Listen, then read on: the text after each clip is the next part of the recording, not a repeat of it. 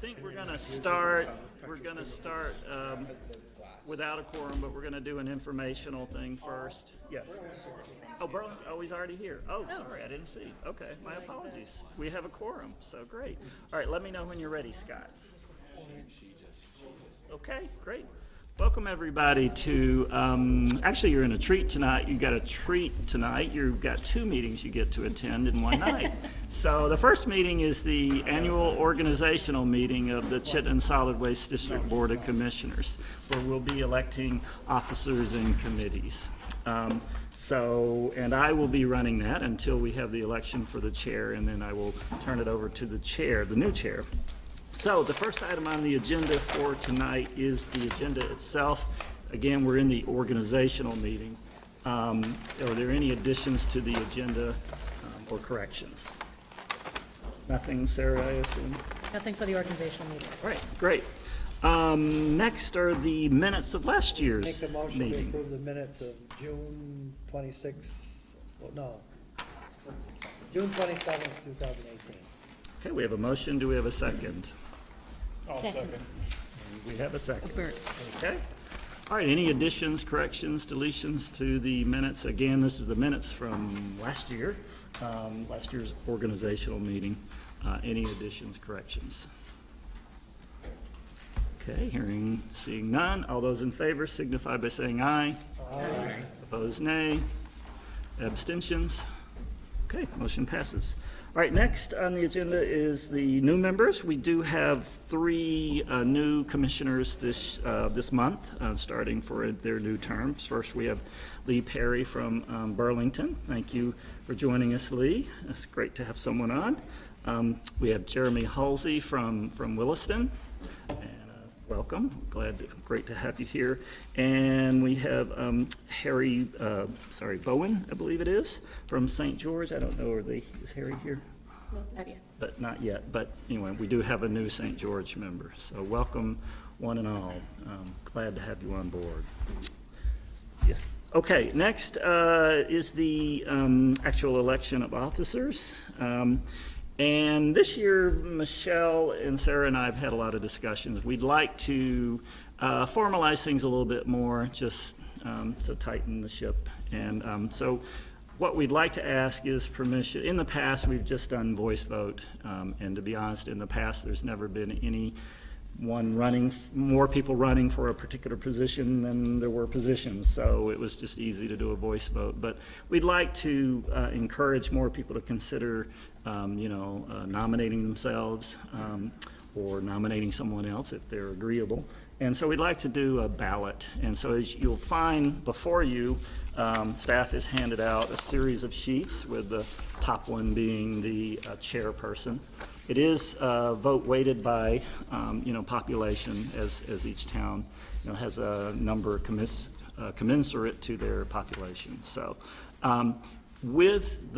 unless there are any objections, in other words, I'm looking for consent from the board to proceed in this way such that we'll have a ballot, a secret ballot at this point in time.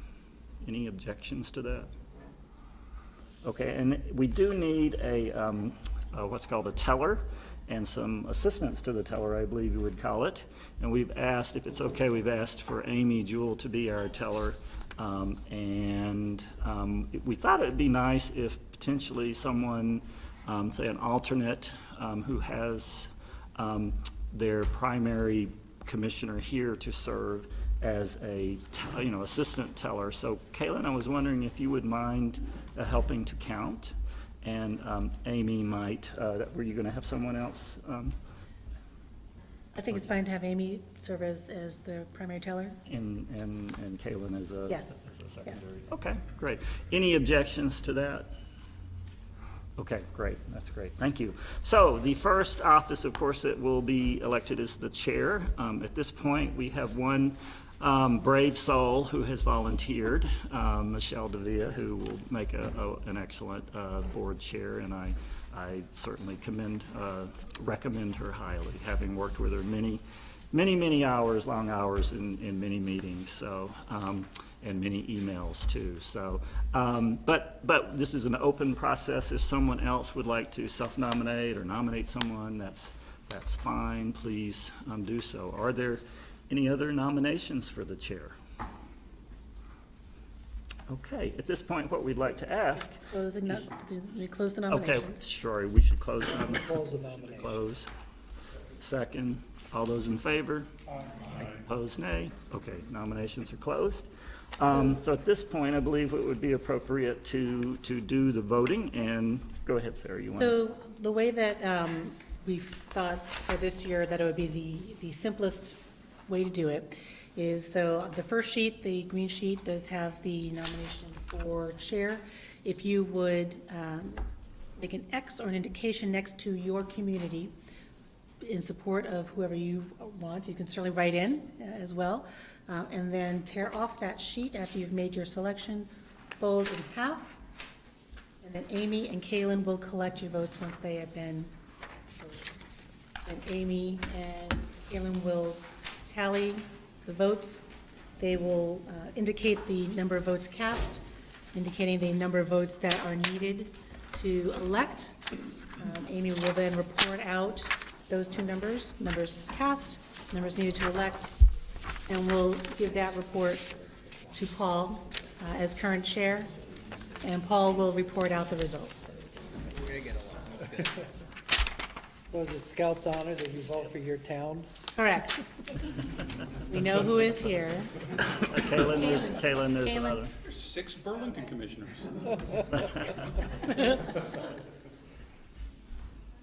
Definitely honor system.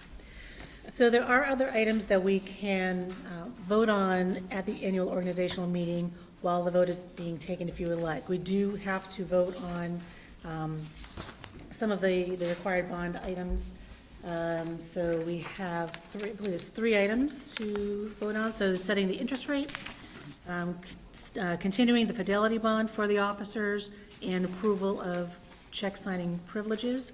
Paul, if you would like to Yes, why don't do that, we may as well use. Skip to that some while we're time. counting. So regarding the interest rate, again, I would refer you to the prior month's, year's minutes. Correct. It's item number 6. Want to make a motion on that. So we are proposing continuing the same interest rate for late payment, which would be 1% per month. I would move that. Set the interest rate at So a 1%. motion and a second. Any discussion on that? Okay, all those in favor signify by saying aye. Aye. Opposed, nay. Okay, motion passes. Great. Yeah, and the next item that we routinely vote on at this meeting is continuing the fidelity bond for the officers, and this is required in our charter. This is part of our VLCT insurance policy, and it is required that we continue that bond for the officers. I would make a motion to approve the fidelity bond up to 500,000 per incident for the commissioners. A motion. Do we have a second? We have a second on there? Okay. All right. Any discussion on that? All those in favor signify by saying aye. Aye. Opposed, nay. Abstinences? Okay. All right. The Next. third item that we routinely vote on at this meeting is the approval of the check signing privileges, which authorizes the chair, the general manager, which we would want to change the titles as well, so change that to executive director, change the title of administrative manager to director of administration, and the treasurer to sign checks and electronic transfers throughout the upcoming year. And further, any check or electronic transfer greater than $25,000 shall need 2 signatures, and this is just confirming that approval. Move it. We have a motion for that. Do we have a second? We do have a second here. Okay, any discussion on that? I believe those limits we updated a year or 2 ago. We did, correct, for the executive board and for executive director. Yeah, okay. Any further discussion on that? Okay, all those in favor signify by saying aye. Aye. All those in favor, nay. Okay, motion passes, and I believe we have a result. Okay, so the total votes cast for 26, so needed to win is 14, and Michelle Devere received 25 Very good. Excellent. So thank you, Michelle, for agreeing to serve. It's really great that you'll be doing that for us. I really appreciate it, guys. I know the amount of work that involves. And I want to thank you for your years of service, and I hope that you will let me tap your brain Certainly. every now and then. So the next item is, we would like to open the nominations We for. need to do setting the agenda. Might as well. Oh, we can, I'm sorry, yes. Yeah, yes. might as well finish that. Certainly, sorry about that. Go right ahead. Set the schedule. So did you want to set the schedule now or after the election of? It might as well just finish the section, setting the meeting schedule. Okay, we haven't elected all of the officers yet, though. I know. Okay. So would you like a motion to set Yes, a meeting motion schedule just to for- get that over with. Set the meeting schedule. Second? Second. All those in favor, if there isn't any discussion? All those in favor? Aye. Thank you. Robust. Okay, now, the position of vice chair. Alan Nye has self-nominated, but we're going to go with. Open the floor to additional nominations. Yes, we're going to at this open time. up the nominations here. Anybody who would like to step into that position?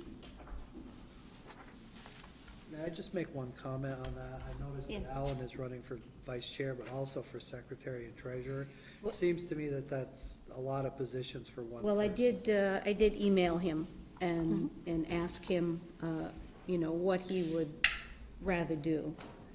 And so, I can read into the Sarah's gonna record read the, Alan's email. response. So exactly, Michelle asked, because it also, and we had gone back and forth with Thomas as well, to ask the opinion on this. And it is not advisable that the chair or the vice chair should also hold a treasurer position, just conflict of interest and et cetera. So Michelle did ask Alan if he had a position that he would prefer to be considered for. And he said that in his email to Michelle dated Tuesday, June 25th, I do not need to be both treasurer and vice chair. I would most likely prefer to be vice chair, but I will do whatever is needed by the district. I would also want to continue on the exec board, but I do not need to be on the finance unless no one else stands up.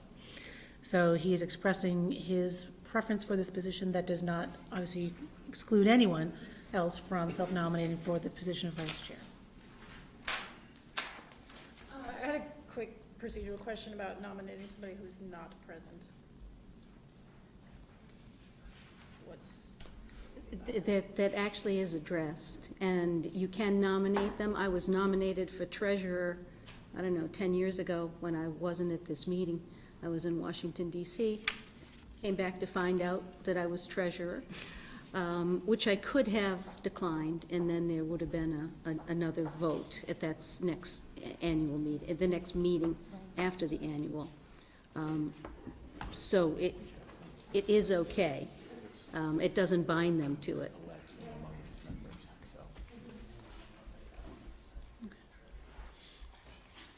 No other self-nominations for vice chair? So the same process. Please indicate a selection on the lavender colored sheet. If you want to write someone in, please do so. Fold in half and hand to Amy and to Kaylin, please.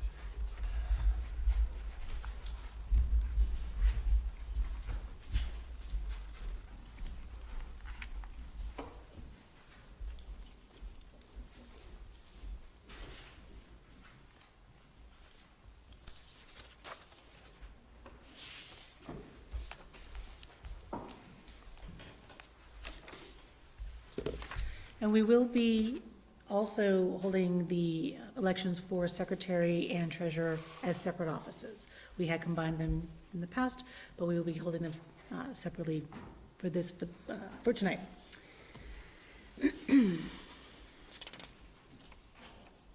And also for the positions of secretary and treasurer, the board can appoint non-board members to serve in those functions as well. So that is a provision in our charter. Do you see any value in one of the employees, maybe Amy, as secretary, or is that? So for the practical information of the board, essentially, Amy Jewell has been performing the functions of secretary. She has been maintaining the record. She has been publishing the notices of the meetings, et cetera. So a staff member could be appointed in that position if the board so chooses. It would not be recommended that I think a staff person be appointed treasurer. That is my recommendation. So there were 26 votes, 14 to pass, and 26 for Elena. Thank you.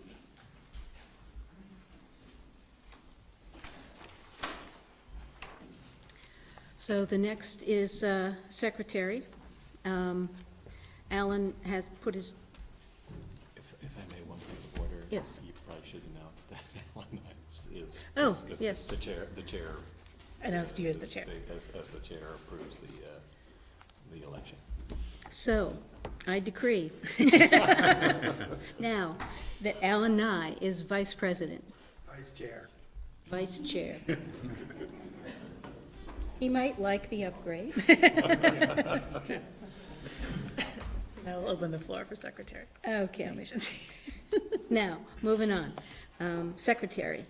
Alan has put his name in, but since Amy has been functionally the secretary, I would like to nominate Amy Jewell as another candidate. Second. I don't think they need to be seconded, a nomination. A self-nomination does not, but a regular A nomination. regular nomination Yes. does? Okay. Yes. Then thank you. Thank you, Lynn.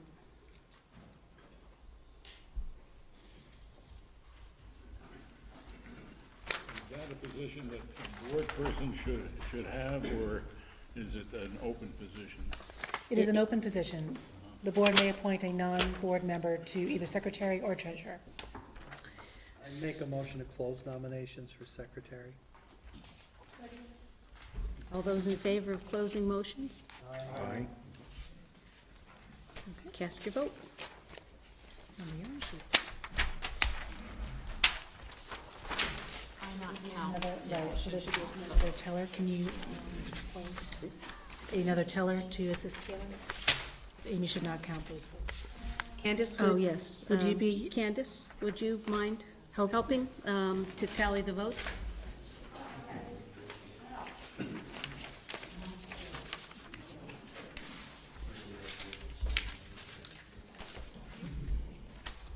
Thank you.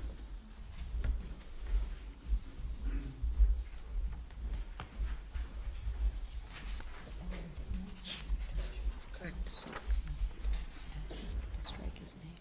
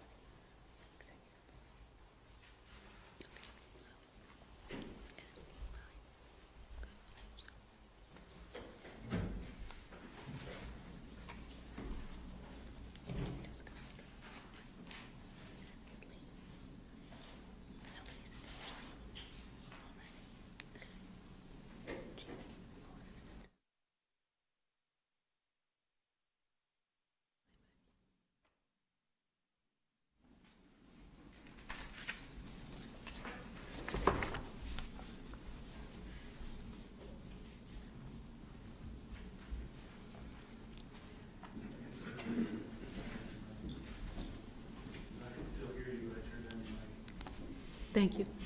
Okay, so, 26 votes were cast, 14 were needed to pass. Amy was voted for 26 times. Thank you. Okay.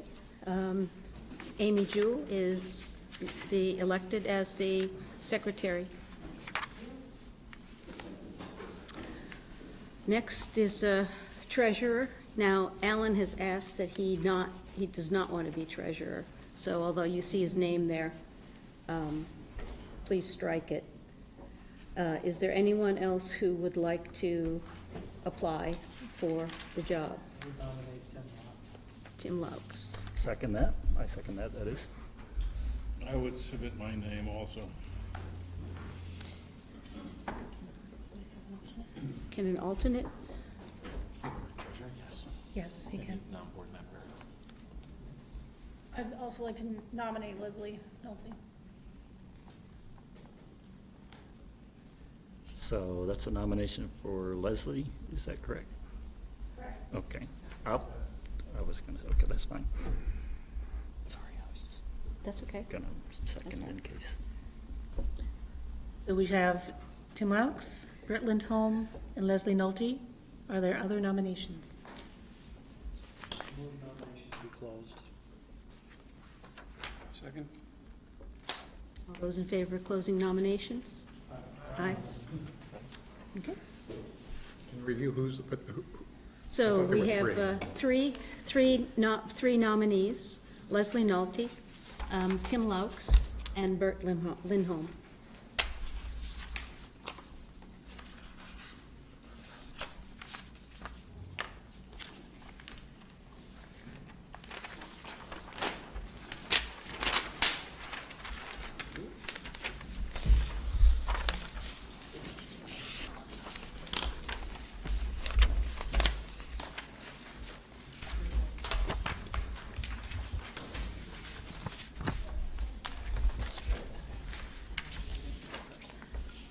Okay.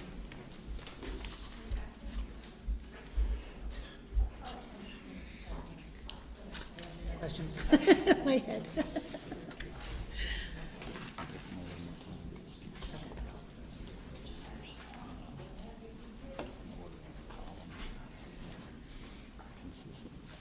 Yeah, they're gonna have to jump back and forth.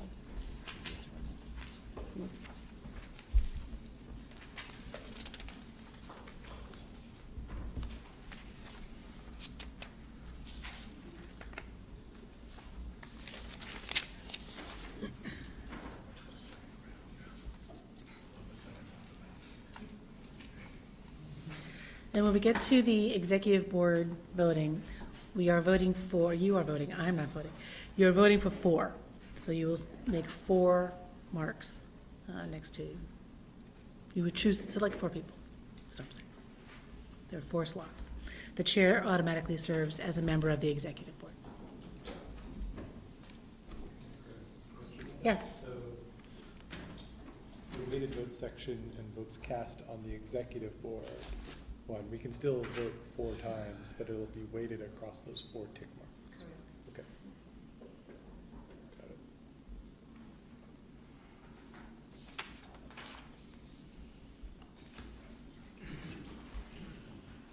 You can't split them. That isn't the Self-nominate for this? Yes, there will be self-nominations for that as well when we get to the executive board position. Correct.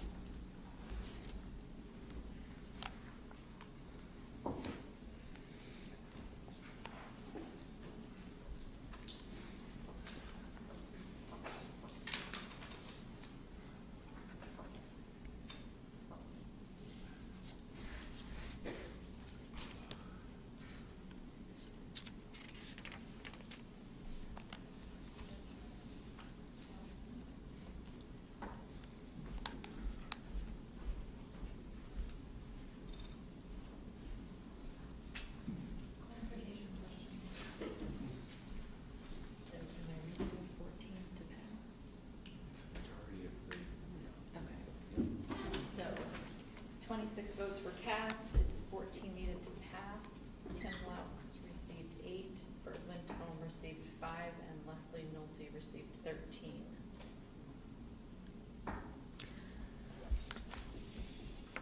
Can I suggest that we remove the bottom vote getter and vote again? Thomas is researching. Our council is researching the option.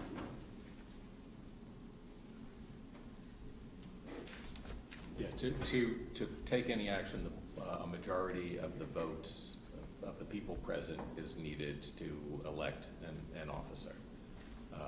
So I think it's up to the chair to request a revote, an additional vote, or request from the nominees whether anyone wants to withdraw their nomination. I would withdraw my nomination. I didn't realize that Leslie had put her name in. She hadn't. She was nominated from the She was floor. before.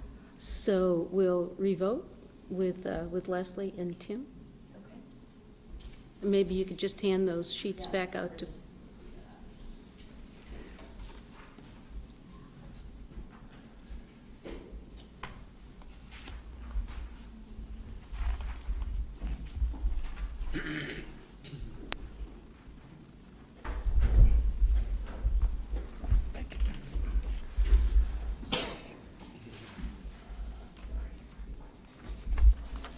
Here's mine.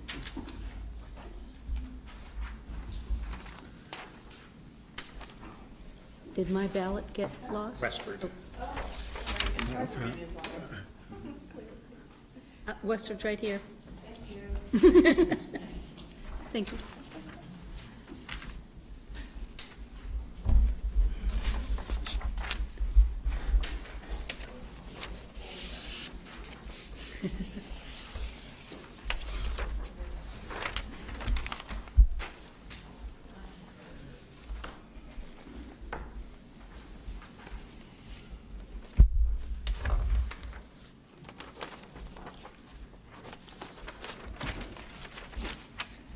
Just the first names acceptable.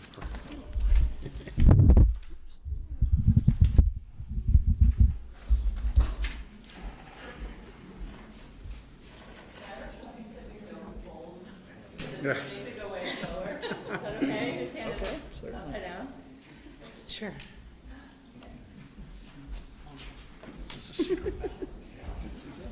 It's a new process, so, Next year. yeah, we'll We'll figure have out. this done next year.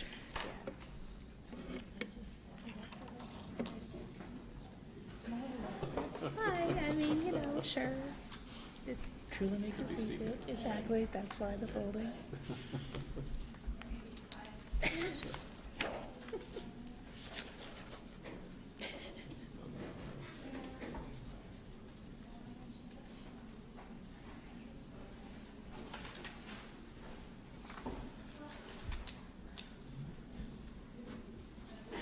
Just the idea to keep it secret. Right.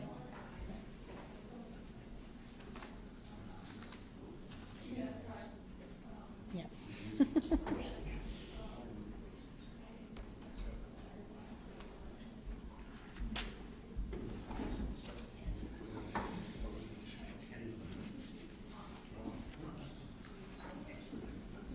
Doug, next year we'll have voting machines.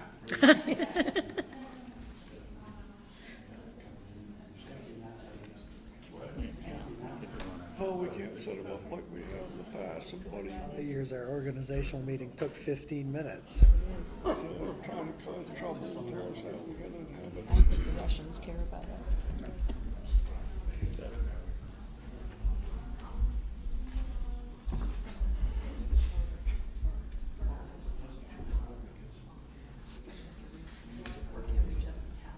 Went from voting home at the school to the fire station, back to the school. Had to build a gymnasium to do it in. Carrie's gonna bring us, so that might help show things out.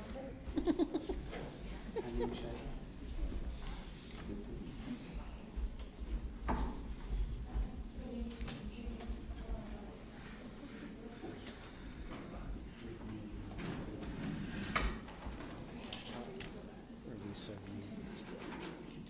Hear cans being opened in the back.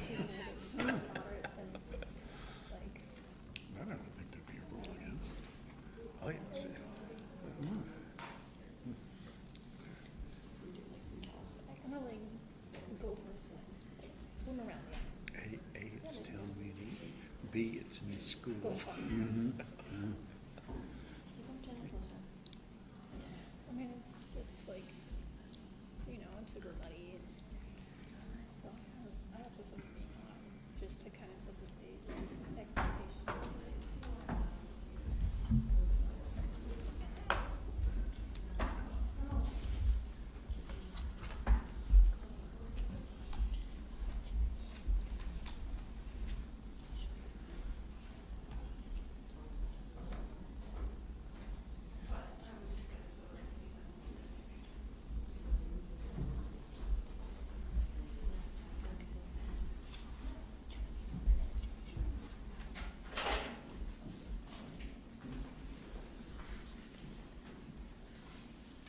There were 26 votes cast, one was ineligible. Tim Labs received 8, and Leslie Nolte received 17. So Leslie Nolte is elected as the treasurer. Next, we have the executive board. Are there any nominations from the floor? I'd like to self-nominate, please. So Lee is throwing his hat in. Lee Perry? Any others?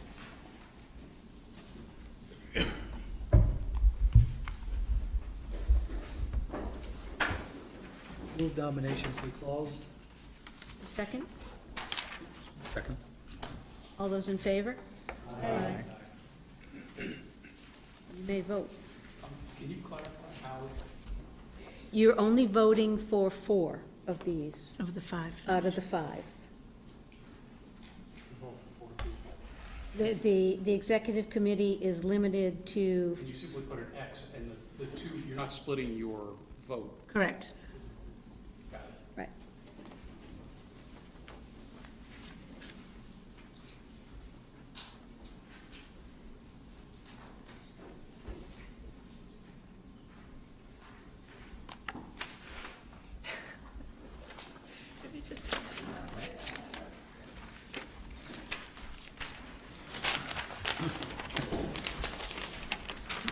We'll be so fast this time.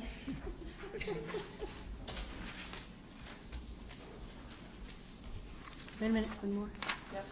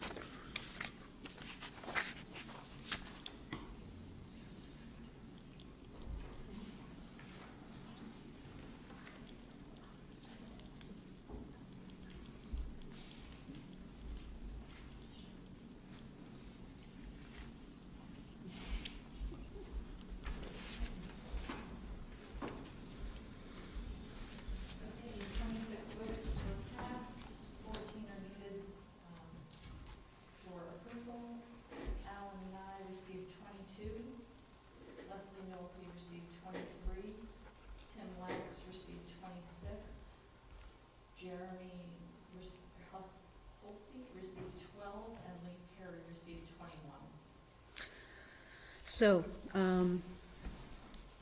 we have the group of Tim Laux, Lee, Alan Nye, and Leslie are appointed to the executive committee.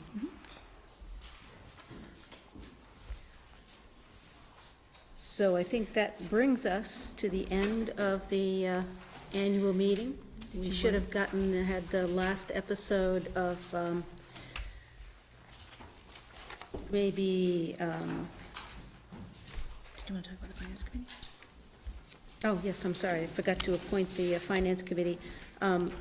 The chair gets to appoint the finance committee, and this year, being me,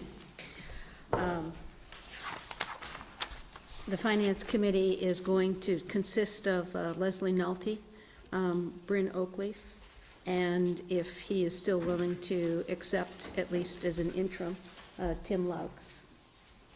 Tim, are you good with that? Yes. So they are the finance committee. I think that actually brings us to a close. So, second to that? Second. All those in favor? Aye. Done it.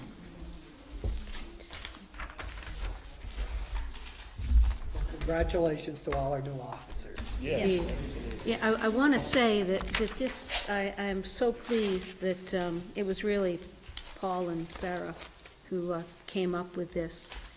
And as you see, this is the first time that I've actually seen board participation in who got into what position. I think that we'll continue this in years to come, and we'll get electronic voting machines to make it go a little quicker. Or get the last episode of King of Thrones and run that again while we wait. So, I'd like to bring the meeting, I don't mean to interrupt, but I don't have in my notes, I might have missed it. Did you do the granting of authority? we did, yes, we did. I didn't do that motion. I'm sorry, I'll check the tape. So I'd like to open the meeting of Wednesday, June 26th, 2019, of the Chittenden Solid Waste District. The agenda has one change to it. We're going to move the number 9, which is the discussion of the MRF, and do that after community correspondence, which on your agenda is listed as number 6. Are there any other alterations, requests on the agenda? Question? Yes, Item number 10 yes. does not have a note on it, it's discussion only or board action requested. There is going to be a motion requested. Is there any reason that it wasn't stated on the agenda? Human error? Right. I'll just air a concern, I guess, that we don't, sometimes in agendas, we put estimated times. There are some very meaty, important issues that are going to be covered tonight. Yes. And I'm worried this could easily stretch to 11 p.m. And I'm wondering if we're going to sort of just be worn down by attrition and if we should make. We're not going to be, I will try to keep this moving. I think that we can get everybody home in time to start to watch the debates, which I know you're all dying to see. And if we have to, I believe that we could probably put off the 2 policies at the end. But this is the agenda as the agenda, and we're gonna take it as we go. This process took longer than normal by considerable, but this was the right thing to do for us to have the elections this way. I agree 100%, but I'm also have grave reservations about making a $450,000 decision on a drop-off center that's going to be done in a very rapid fashion with limited discussion to facilitate squeezing everything in. Would you like that to be moved further up in the agenda? You can make a motion to alter this, and I have no reason to object. I'm raising a concern. I'm not going to offer a motion for how to correct it. You know, there are several ways to do it. We could strike items from the agenda, or we could simply set a cutoff time, say we're going to stop and roll over. But I would hate to say that we're going to do it all and end up spending, you know, saying, you know, Well, call the question after 3 minutes on the Heinsberg drop-off center. What we could do, and you have a valid concern, is I would recommend then that we move number 10 up to consider after the number 7, which is now going to be the MRF. So it would be, the order would be after community correspondence would be the MRF discussion, which it coincides with. And then number 10, the Heinsberg doc would come after that. How's that? We'll still be as fresh as we can be. Is there any objections to that?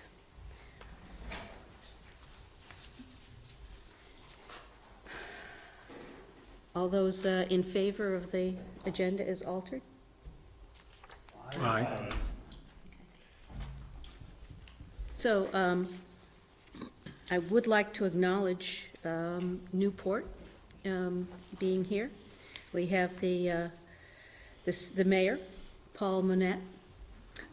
We have Laura Dolgan, who is the city manager, and a city council member, I don't know your name. Melissa. Thank you for coming. I hope they made the tour entertaining. Would you like to, this is the public comment time, would you like to make any statement, any public comment?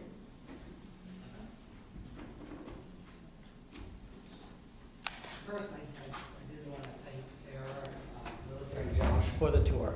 It was very helpful and very informative. I know you will be reviewing the letter that we sent to you folks regarding our concerns with the glass aggregate and what's happened between a certain time frame of the glass and where it was being stored next to the landfill, the closed landfill. It's still a little concern for us. We were discussing it after the tour. I know there's that notice of alleged violation, and so I know there's a lot that probably can't be discussed because it's being investigated. But that's the main concern of the city council, was basically accountability.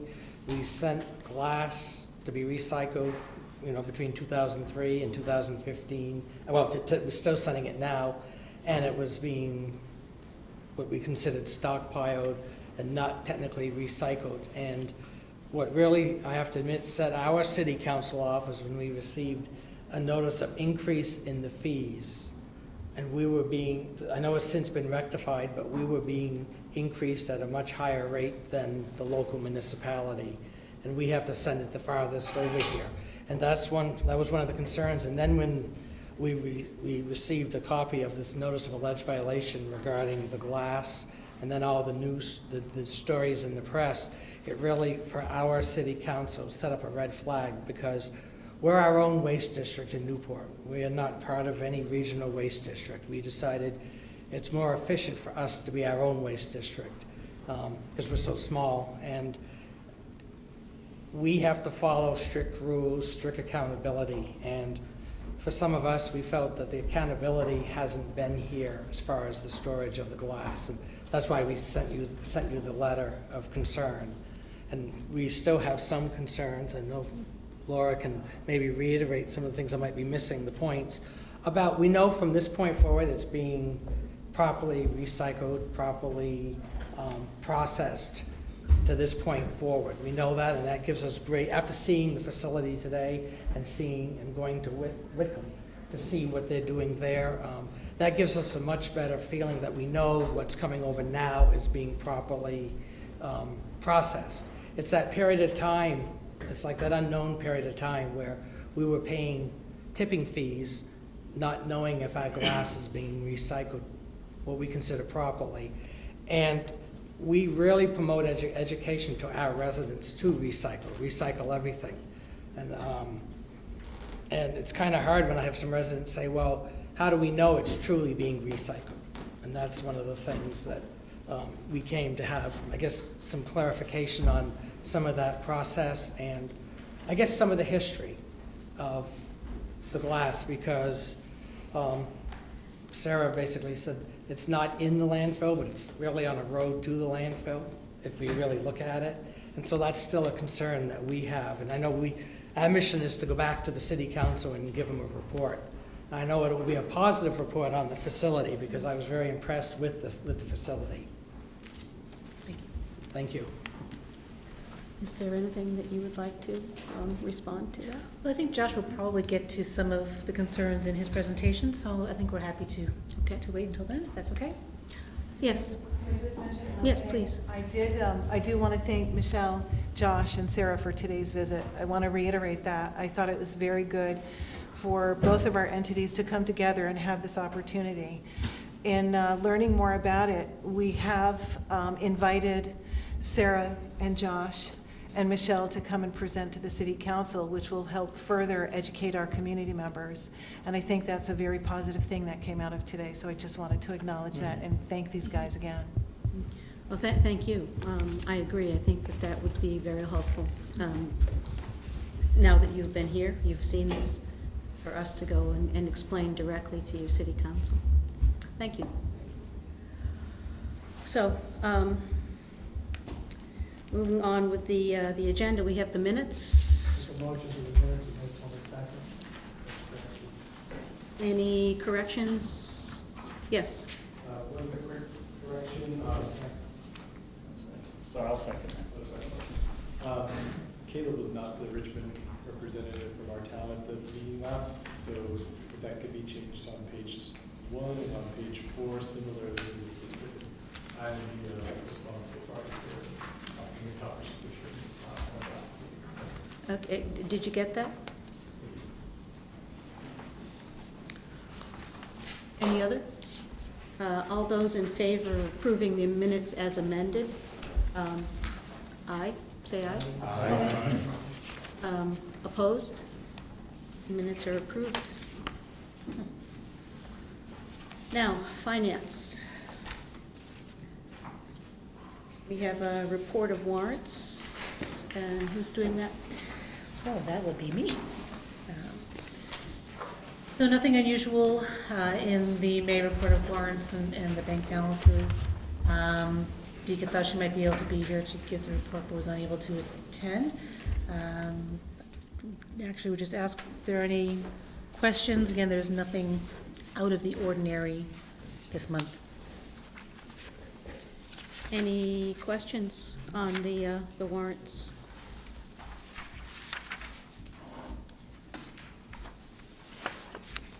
Okay. Moving on. Now, the executive director report. Well, we do have, I believe we have Teresa is. Oh, I'm sorry. Our auditor is here to discuss the fiscal 18 audit results and answer any questions that the commissioners may have regarding that audit report, which is included in your packet. Please come and have a seat.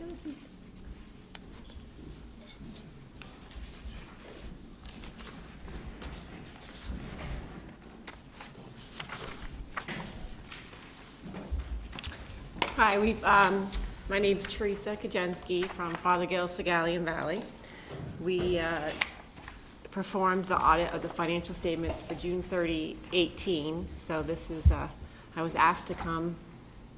I'm not exactly sure I thought I was just coming to the finance committee, so I was a little bit surprised. I'm sure you guys all have the audit, and this is all very old news because this is a year ago. But I just want to kind of talk about the couple of pieces of paper that was attached in the back of the audit, which is called the governance letter, which is really the letter from us to the board. And it kind of talks about different subjects. The first thing is that we issued a clean opinion on the financial statements that were prepared in accordance with GAAP. We wanted to just point out a couple of things under significant audit findings, which really aren't findings, it's just discussions. That the management is actually responsible for the financial statements and the policies. And you do, in the past, you'd always drafted your financial statements. Last year, you actually hired an outside accounting firm to draft your financial statements. So that was helpful for us, and that was all done and handled. A couple of items that are estimates that are in your financial statements. One being that depreciation is obviously estimated. It's not based on actual amounts. It's based on useful lives of the equipment that's in your books. And also, one of the biggest estimates is the accrued post-closure cost, which is also an estimate. And also one of the most sensitive disclosures in your financial statements. We encountered no difficulties in management with performing our audit. We proposed one journal entry, which was to inventory to the financial statements. That was not material, but it was posted and accounted for in your books. We had no disagreements, and we had no other suggestions at that time. So, I can go over the numbers, but I feel like they're very old. So I know you guys have a stacked agenda, so I don't know what questions you might have for me. I'd just like to open it up to the board to ask any questions or make any comments that you have on the audit.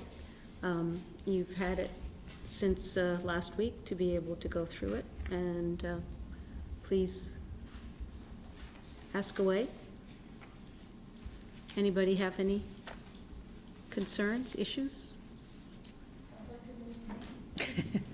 Good. I'd like a motion to approve the audit for fiscal year 2019. 18, sorry. So moved. Second. Any other discussion? All those in favor? Aye. Thank you. Thank you. Thanks, Teresa. Yep.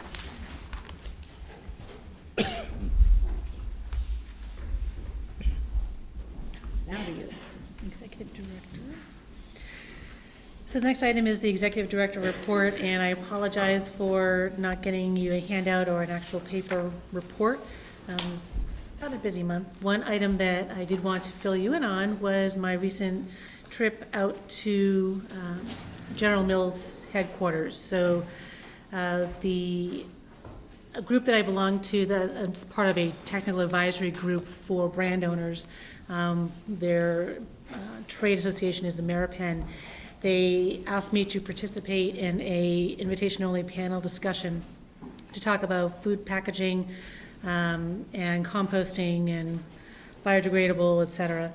And they wanted me to provide a municipal point of view. So this was at General Mills headquarters in Minneapolis. There were 4 of us giving part of the presentation, and then we broke out into discussion tables to talk about specific topics.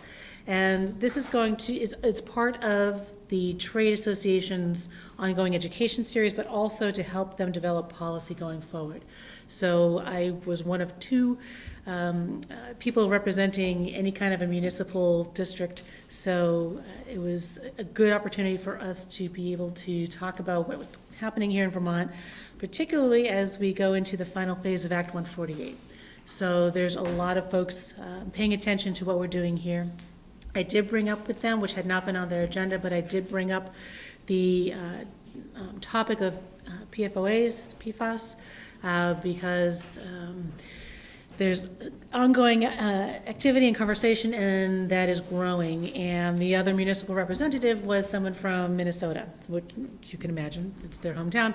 But Minnesota is also preparing additional research, and another report is coming out on the work that they've done on PFAS, and they have been really leading a lot of the conversations on this issue. So they will be coming out with some additional information, education, and research in the next few weeks. So I have that person's contact information, and I'll be requesting that document as soon as they're ready to release it, because again, it's going to continue to affect what we do here in Vermont. So it was a good opportunity to have the ear of folks from McDonald's, from General Mills, from Dow, et cetera, and to be able to represent particularly a small state, and to have our voices heard on a pretty important national level. So it was a good opportunity. Any questions for Sarah on that? Moving on, community correspondence. We have heard from Mayor Monette. I appreciate that.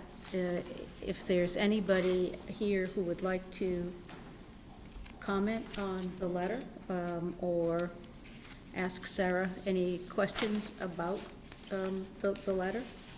And we did send a response back to the mayor and to the city, and we also did copy everyone that the city had copied on their letter to us. We did the same and make sure that everyone who had seen the city's concerns also saw our response to their concerns. So you have both a copy of the city's letter and our response to their letter.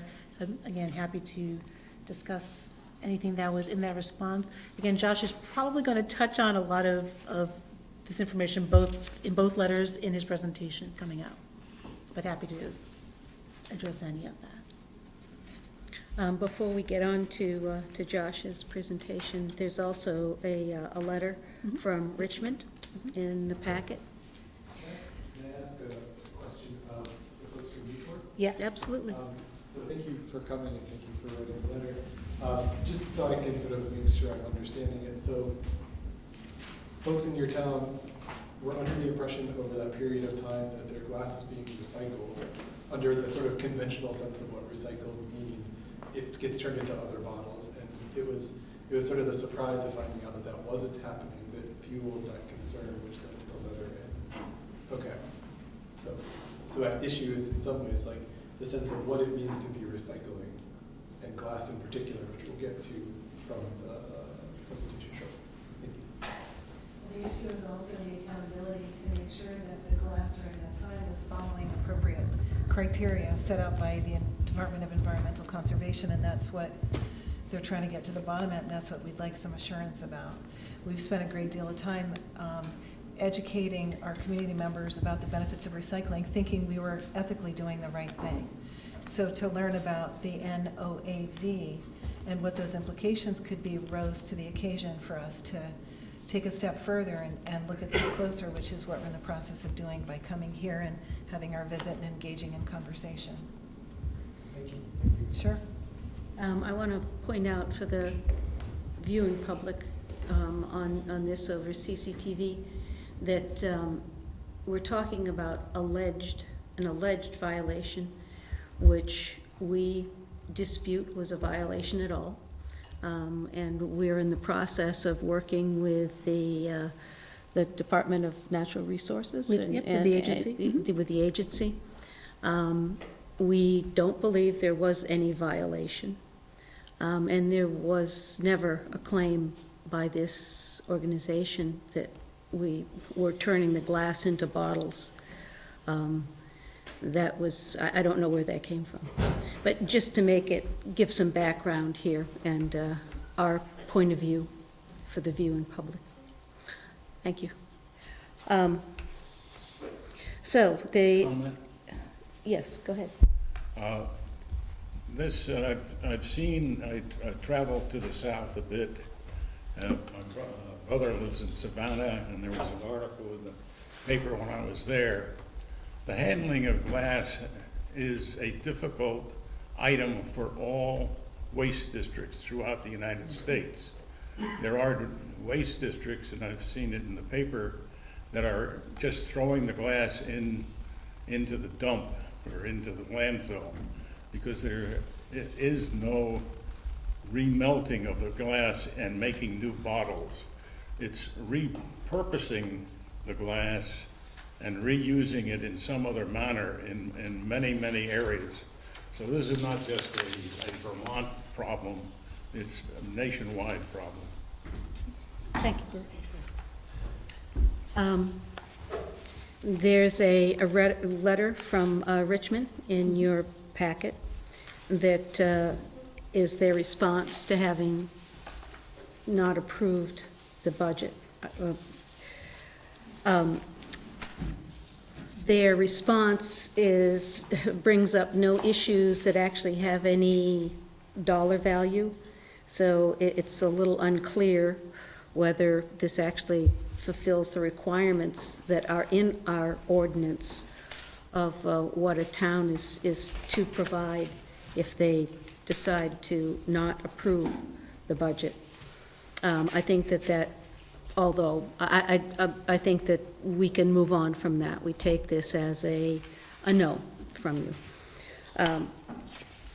I do want to point out that Sarah and Logan are going to start discussions next week, I believe. Tomorrow, on how to move forward with trying to find a solution here. And I'm not going to characterize what that could possibly be. I'm going to leave it up to the two of them to see where they get to on this. And Logan, do you have anything else you want to say? I had a question about what you were, how you were reflecting the letter and concerns raised by our select board in terms of dollar values and how that response met the mandate of our town and our select board in terms of writing a letter. Some of the things in the clarifications requested in the language from the select board did seem to sort of speak to line items in the budget that didn't have like dollar amounts, but had very much about sort of value and the savings that would have been had by the district for changing some of the policies in terms of the use and flow and traffic and some of those things. So I'm struck by how you described and characterized the response by the town. Well, what I can say is that in our budget as a whole, the items that you're talking about and that they felt should have been there are truly de minimis. They're something that some of them we don't track because they're so small. We can't afford to track everything.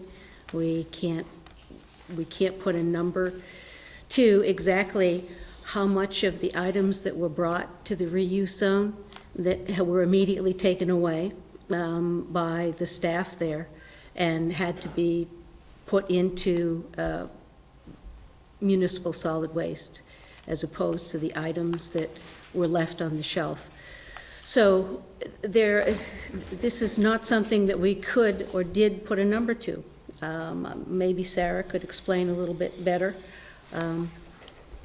how it is that the requests would mean that we would have to go back and really entirely reconfigure the budget, and what kind of, how small we would go down in line items to have been able to capture those. So, Sarah? No, that's accurate. You captured it correctly. We did not track the items that were being thrown away to be able to know how much we were spending on disposal of the items that needed to come out of the reuse zones because they were hazardous, broken, all the reasons that we talked about.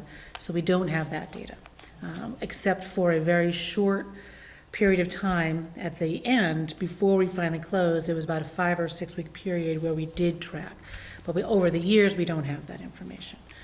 So it'd be hard to indicate in the budget a specific line item where we could reduce, say, the trash, the MSW budget line item as far as how much we spend to throw things away out of the docks. So we just didn't have that data. What I would like to say to Richmond that you can bring back is that the fact that you and Sarah are getting together is that we heard and we hear the concerns that you have for those items being reused. And it just cannot be brought back the way it was before. So we're hoping to be able to find a solution with you. We truly are. We hear the letter. We don't agree with some of the comments about the budget and how that budget should be changed to accommodate it. But we hear you, and we're going to see what we can do. Yes? I just wanted to echo that from the town of Richmond, that we are grateful to be starting a conversation, or continuing a conversation to find some sort of safe, sustainable, and effective, appropriate reuse positioning strategy, whatever it may look like. So I think the select board and the town and my neighbors are grateful that there's an openness and willingness to consider. Well, there is, and we're hoping to get back to love and hugs. So, Tim has a question. And Tim. then Brandon. If after those discussions, there's going to be a proposed modification, is that going to be brought back to the board for a vote? we'll have to see what they come up with. It cannot be anything anything close to the motions or what had been proposed before. But let's cross that bridge when they get to wherever they get to, and we will keep you informed. If it requires a vote, there'll be a vote. If it's just an FYI, it will be an FYI, but we will keep you informed. I think Brandon. From a historic point of view, the reuse zone, in my mind, came into our activity as a community concept of the fact of instead of throwing things just into the dumpster, that yes, they could be reused. So it was a convenience point of view that we created the reuse zone. It was not an economical use for the district one way or the other. I use the Richmond area. The reuse zone there had safety problems, serious problems, between people and children walking between cars and traffic as they were coming in. And in my mind, that was a significant reason to close it, as well as the fact that, yes, it was taking significant time of the operators. Since it's been closed, it's a much more efficient operation there. You go in, you dispose of your trash, you recycle, and you're out very quickly. Previously, it could take you 5 to 20 minutes sometimes to get in and get out when there was heavy traffic. So it's not just a budget item here, it's a convenience as well as safety issue. Thank you. Yes. Just to say thank you to my colleague from Jericho for his thoughts on, and as a similar user, it's a much bigger thing than simply like a shed. And it's a safety issue, but it's also an economic issue for many of our neighbors from the towns surrounding Richmond. And I appreciate the safety concerns. I think we all do go there with children. And I think that's very much on our minds, the select board's mind too, in terms of how we can make something work. So your observations are appreciated. I agree. Thank you. Michelle, I think that I've been waiting for this conversation at this level with the board before I responded officially back to the town. So I would like to write an official response back to the town, obviously acknowledging receipt of the letter, which I believe that I did, but officially acknowledging receipt and giving a report as to the general conversation of the board, in that it is not the intent of the board to amend the budget for this item.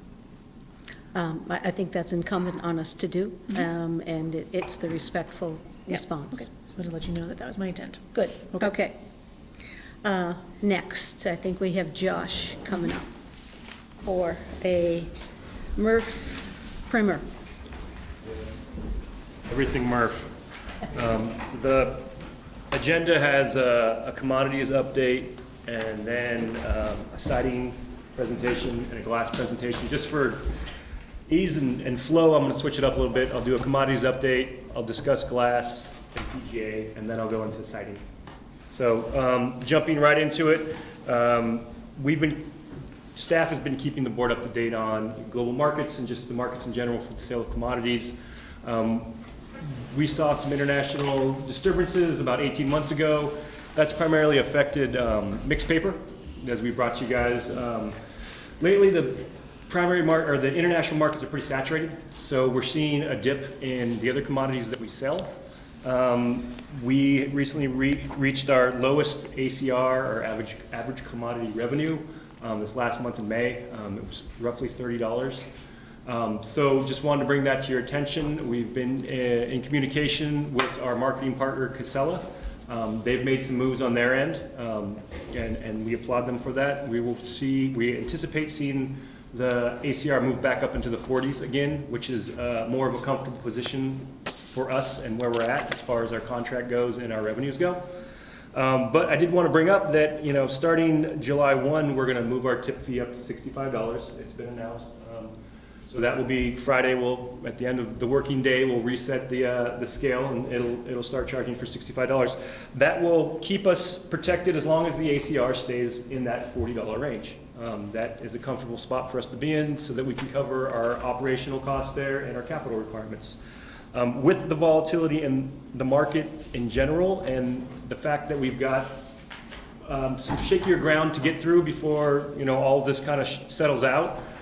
We will be investigating potentially moving that tip fee up to $75 a ton. It will be looking towards the third or fourth quarter of the calendar year for that, and we'll keep you posted on that and how that looks. But we're taking those steps to investigate that right now.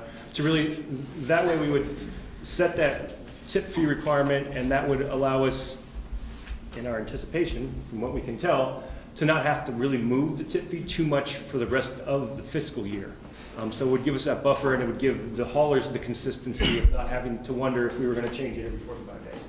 So we still don't want to be a merchant MRF, and we want to protect our own operational requirements and our capital requirements. So that's up in the air, and that's what we're looking at currently. Just to give you guys an idea, our regional commodity, or our regional tip fees, so that's Rutland and the Albany area. Rutland's about $95.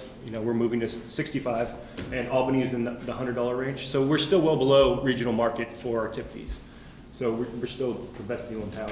So I just wanted to bring that up. And the good news is, we have seen OCC, which is cardboard, and mixed paper dip to recent all-time lows. But there's a lot more capacity to receive that domestically going online this year. And you guys' packet, I just gave a NERC paper that indicates all the potential North American capacity that's going online for fiber. So there's brighter days ahead of us. That will release some of the pressure. How that shakes out and what that looks like, I can't tell you. But it will stabilize the volatility, and it will move more tons domestically. So that's all a good thing for us. So we will keep you up to speed as this capacity goes online. The closest mill to us that will go online soon is in Maine, and that's anticipated in the winter. So we'll see how that looks. But I just wanted to bring that to everyone's attention moving forward. So any questions? You've established relationships with any of those mills previously? We still currently market through Casella, and absolutely, they are well aware of everybody who's coming online right now. I noticed in the list that a lot of these places are far away in Mexico, Wisconsin, Ohio, Washington. Can you tell us where our paper goes now? Are we engaged with any of these? Are we going to be shipping it all across country? Currently, we're going to the Philippines and Korea, so though staying in the States is a lot closer than that, and that'll flesh itself out. But that, again, that's the secondary market that's saturated, so there's going to be a lot of material moving into these markets. We're targeting the closest places, which is Maine, West Virginia, things like that. We're going to see how that shakes out. It is still a haul, but it's not going to port and going on a boat. But the stuff going to the Philippines now that goes to Boston? Yeah, it goes to Boston. We're still Or talking. New York, probably Or New York, New York, or New New Jersey, Jersey. yeah. As I understand it. So there's potential for some of this product to be trucked a lot farther than it is right now, but staying domestically is what you're saying? Any chance that it would be shipped by rail? Not on our horizon currently. Right, not from our MRF, we're not. No, I understand, but you could put a truck on a train down in Burlington. I'm sure they'll Figure that out. Yeah, I think Casella would probably say that it still would be more cost-effective to truck and then ship. Just the location All I'm of. saying is it may be an option, but that you're not looking at it at the moment. Well, Casella's looking at everything. They are well aware, and they're looking at all possibilities. That's commodity markets, which will move us into glass, which is the presentation here that's up on the screen. This is going to be kind of a recycled glass 101. We've got some new members here, and we've done some things over the last couple of years that we're just bringing everybody up to speed. So this will be kind of just introducing everybody to the thought process behind PGA, or process glass aggregate. So I'm starting. So the first starting spot for recycled glass is there's two different forms. It comes in two different creatures as far as glass goes. There's cullet, which is what? What's that? Thank you. Good? So there's cullet, which is on your left, and that's glass that's recycled, separated by color. It's cleaner. It's typically separated by the generator, so the people who drink the bottles or use the peanut butter. Cullet has the potential to go bottle to bottle. It's something that glass producers have used historically. The bottle to bottle market is not as strong as it once was. But that is a common misconception of recycled glass as far as single stream goes. And the difference is single stream is what you have on your right. That's what we deal with. Everything's all in one. You have a much more increased recycling rate, but you also have to separate everything out. And when it comes to glass, you can't separate the bottles by color at that point. So this is a schematic, and it's in your packet. It's a little hard to read. I'm only going to get us to the point of glass, but we've got in this schematic, this is indicating our tip floor. So all the material comes across our scale into our facility, goes to our tip floor, and trucks literally tip their loads up in the air, and it comes out on our floor. It then gets moved up to our pre-sort area. Our pre-sort is where two people pull out all the stuff that's not supposed to be there. So the garden hoses, the lawnmower blades, shoes, t-shirts, stuff that is not meant to be in our system to begin with. They're working as fast as they possibly can. It then goes to our cardboard screen. Cardboard's big and bulky. That's the first thing that we remove. Once that's removed, we immediately crush the glass and send it out. And the glass is crushed on a bottle breaker, and what that is multiple shafts with steel discs. And the distance between the discs is about 2 inches, horizontal and lengthwise. And so that when the glass gets crushed, it falls through, and it's considered 2-inch minus, which is why we set our standards at the MRF, nothing smaller than 2 inches, or else it'll fall through with the glass. But that also doesn't only collect glass, it collects shredded paper, other things that straws can fall through. So when it comes out of that, we bring it immediately out of the processing facility area, and we bring it into a glass cleanup area, which is in our bale storage. And I'm going to focus on that. So just an idea, single stream, all mixed up. That's what it looks like when it comes in, a gigantic pile, and we sort it into separate commodities from there. I'm jumping straight to glass. This is what our glass breaker looks like, and you'll hear, hopefully there's sound that actually comes through, but you'll hear the glass breaking. No, there's not. But you can imagine glass breaking. But you can see all the paper and all the containers that are plastic and aluminum, they float across the top. But based on the rigidity of glass, it gets shattered and it falls through. Nope, all right. There we go. So this is what it looks like immediately after it falls through that 2-inch minus material. It's pretty dirty, but that's what everything that's less than 2 inches comes through there. So that's where we start with our cleanup system. We immediately take this out of our processing area and we bring it to, like I said, our bale storage room. But it comes in on this conveyor here, and it goes through our primary cleanup. So the first thing you see in our primary cleanup is a big magnet right here. It's in there, I promise. And it pulls all the metal off and dumps it into this bin. This gets then removed and we recycle that. The next is it goes down and gets dumped into this trommel screen. We've got an air system through the cyclone unit here, and we've got air that or suction that's put on all these different spots. And what happens is in primary glass cleanup, you separate it into 3 different sizes. So as the material falls through the different sizes of the screen, we put a vacuum on it and try to pull all the lighter stuff off. So that's the papers and the lighter plastics that get pulled out. That gets pulled through here and dumped in here, and we dump that. And that is MSW. We get rid of that because it's wet and dirty. All the material that gets through this vacuum system, there's 3 conveyor belts, 1, 2, 3. It goes outside the building. The material that doesn't make it through that, which is typically more MSW, falls out into a container here, and that goes out as MSW as well. Bigger facilities or facilities in more populated areas also have access to potential glass reclamation plants, which is why they provide 3 different sizes and standard cleanup systems. So smaller stuff has the potential to go to a fiberglass plant. Larger stuff has the potential to go to an optical sorting plant that could try and pull this material out and make it cullet. We don't have anything like that near us. The closest fiberglass plant that I know of is in Ohio. So what we've made our own decisions and gone our own route. But that's why there's 3 fractions here. So when it comes out the door, which I'll show you in a second, it all gets lumped into the same pile. So it is still coming out in 3 sizes? Yep. So I don't think this is a... So yeah, it comes out in 3 sizes. Those are the 3 that you saw that I pointed out. Those are the conveyors. Everything winds up in this bunker here outside the building, which is the final product of our primary cleanup system.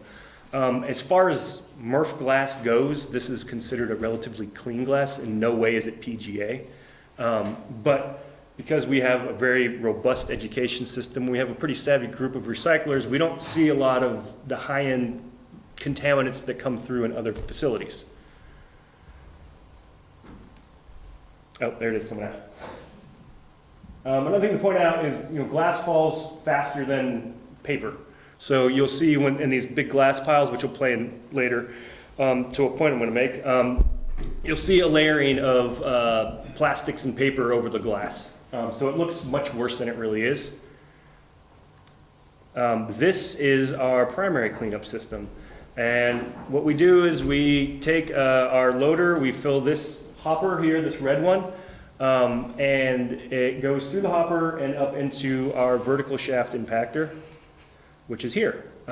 This is just a gigantic rock crusher. We run it as fast as possible. We want to pulverize this material as much as possible to get it as fine as possible. Once it goes through that, there's a conveyor belt underneath it. It goes up to our secondary glass cleanup screen, which is called a flip flow screen. And what it does is it vibrates side to side, and it creates almost a bouncing sensation. So that's really good for spears and rods, so pencils, things that can fall through a lot of screens but aren't what we want. It shakes those off a lot. A lot of round bottle caps make their way through this and off the edge. At this point, we separate it into a fine material or a coarse to medium sand and an aggregate material. In good operating conditions, we generate about, of the glass that goes through, 90 to 95% of it's that coarse to medium sand, and 5 to 10% of it is that aggregate piece. We take the aggregate and run it back through because we're really focused on the sand. But I'll show you guys, this is what the flip flow looks like, because it's really hard to get in and see. This is the demo we did in the winter of 2014. So it's not, the screening tech action is what you're really gonna look at. But you've got the raw material coming off the top, so that's the dirtier material, and then you can see in there, that's the bouncing action that takes place. And that really works out well for us to get a lot of those lighter fraction plastics to float across the top and come out. In this setup, that's the garbage end of stuff, and then, you know, the cleaner material comes out that way. But we've got a totally different screen setup. I just wanted to show you kind of what that looked like, because I felt it was relatively important. There's Brian, nice and cold. So another piece of this is that the aggregate fraction comes out and it goes across the shaker table and it gets through these conveyors here, and we add another level of suction on it through what's called air blades to get as much paper out as we can in light fraction stuff as well. So we hit that again, just trying to keep it as clean as possible. But ultimately we end up with what's on the right is that medium to coarse sand. What's on the left is that aggregate fraction.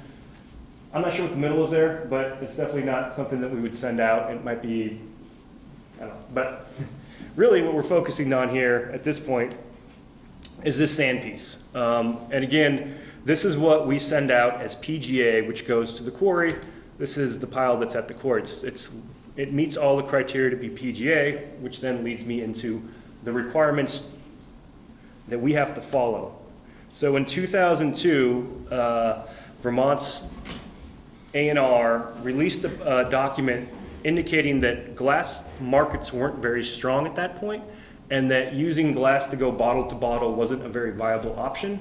And instead, pulverizing glass like we're doing and replacing it in natural aggregate materials would be a good environmental option and a good viable marketing option if people chose to do so.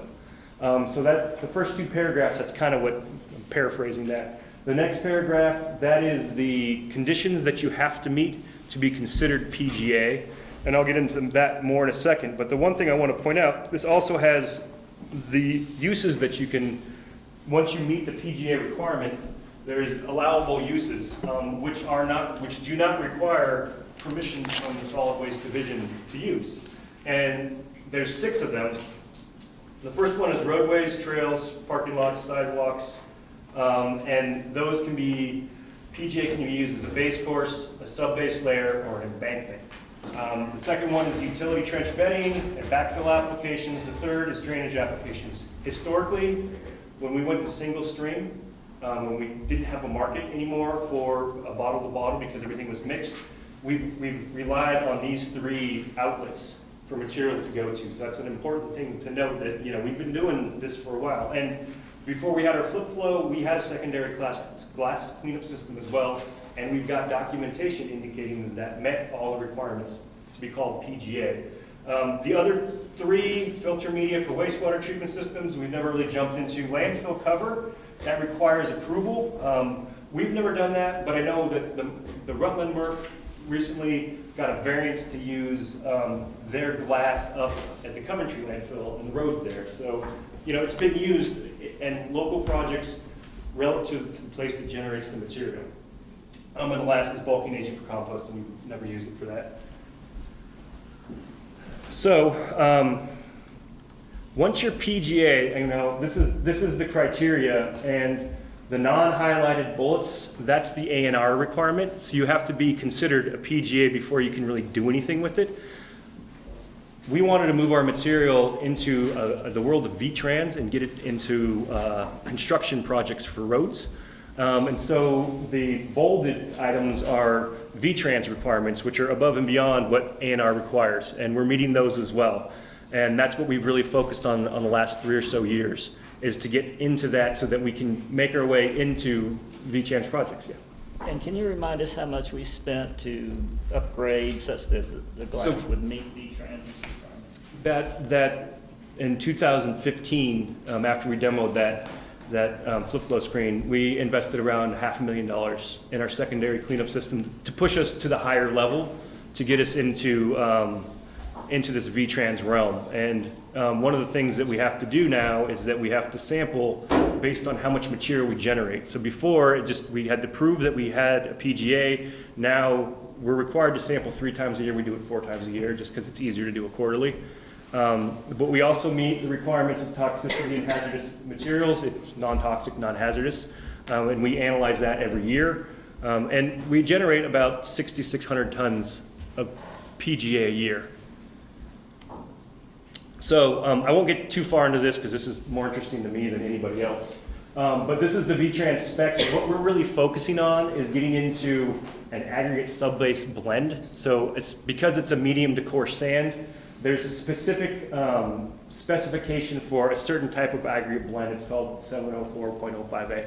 That's what we're targeting. That's a subbase for construction projects for roads. Wickham's Quarry is working on getting that into a V-Trans project. Another potential area is Sandboro. That's the drainage layer under any kind of construction project. You have to make sure it drains so that you don't get heaving. We are working with V-Trans to find an agreeable testing solution to get to that, and we're pretty close at this point. Sandboro holds much more value than aggregate blending does because you have to blend the material into the aggregate, where Sandboro can just be used as the material itself.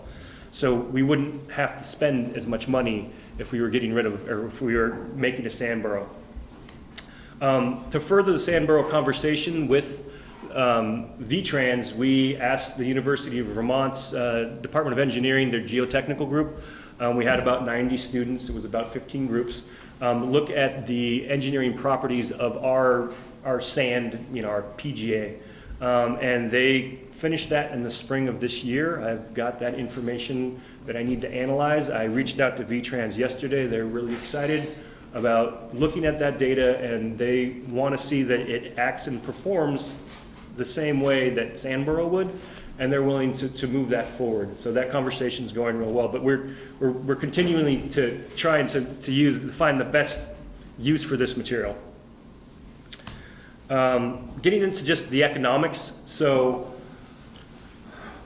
all the material, as I said, comes across the scale and it goes to our tip floor. We contract to have somebody operate our facility. As of FY19, on average, we pay about $59.75 a ton for that material to be processed, which includes the glass. At 6,600 tons is what we average every year. That's roughly almost $400,000 in operating costs to get the glass separated out. Then we have to pay to get the glass to go to a beneficial reuse. Currently, we're paying Wickham's Quarry $4.55. It's a dollar for travel to get to the quarry, which is about 7 miles away, and about $3.55 for blending. That comes out roughly to $30,000 a year. So we have a significant investment annually for this as well, not just the initial capital of that investment. Now, we tried out 2M Resources in Quebec this winter. Their pricing is a sliding scale. It ranges between $10 and $45. So if Wickham's Quarry was to go away, we would have a secondary outlet. But that could range between $66,000 and almost $300,000. So if all goes south on us and we don't get into the Sandboro world, we could be looking at $700,000 annually to really deal with glass. Now, something to point out, our tipping fee, and I didn't talk about our tipping fee, but our tipping fee through this year has been $55, which is less than the processing costs. So we're by no means are we making money on this, and what we're doing is we're leaning on the sale of other commodities to help subsidize getting this to the best use possible. Which brings us to a potential paradigm shift. It's because the glass markets have shrunk even more than when they started regionally, and because we're trying to find the best and highest end use, maybe it's time to take a look at the bottle bill and including more glass material in the bottle bill to try and decrease the amount of material that comes into our facility. That's one thought, but we also need to investigate both the economic and environmental impact of what that would be, because we would be shifting problem material from us to, to another entity which is collecting recyclables. But that's something we should really take a good hard look at, because if it did expand that, then that would mean that the generator would be required to separate it and bring it to a redemption center, and it would have a higher potential to make that higher end material. So there is some balance there that does require a good hard look.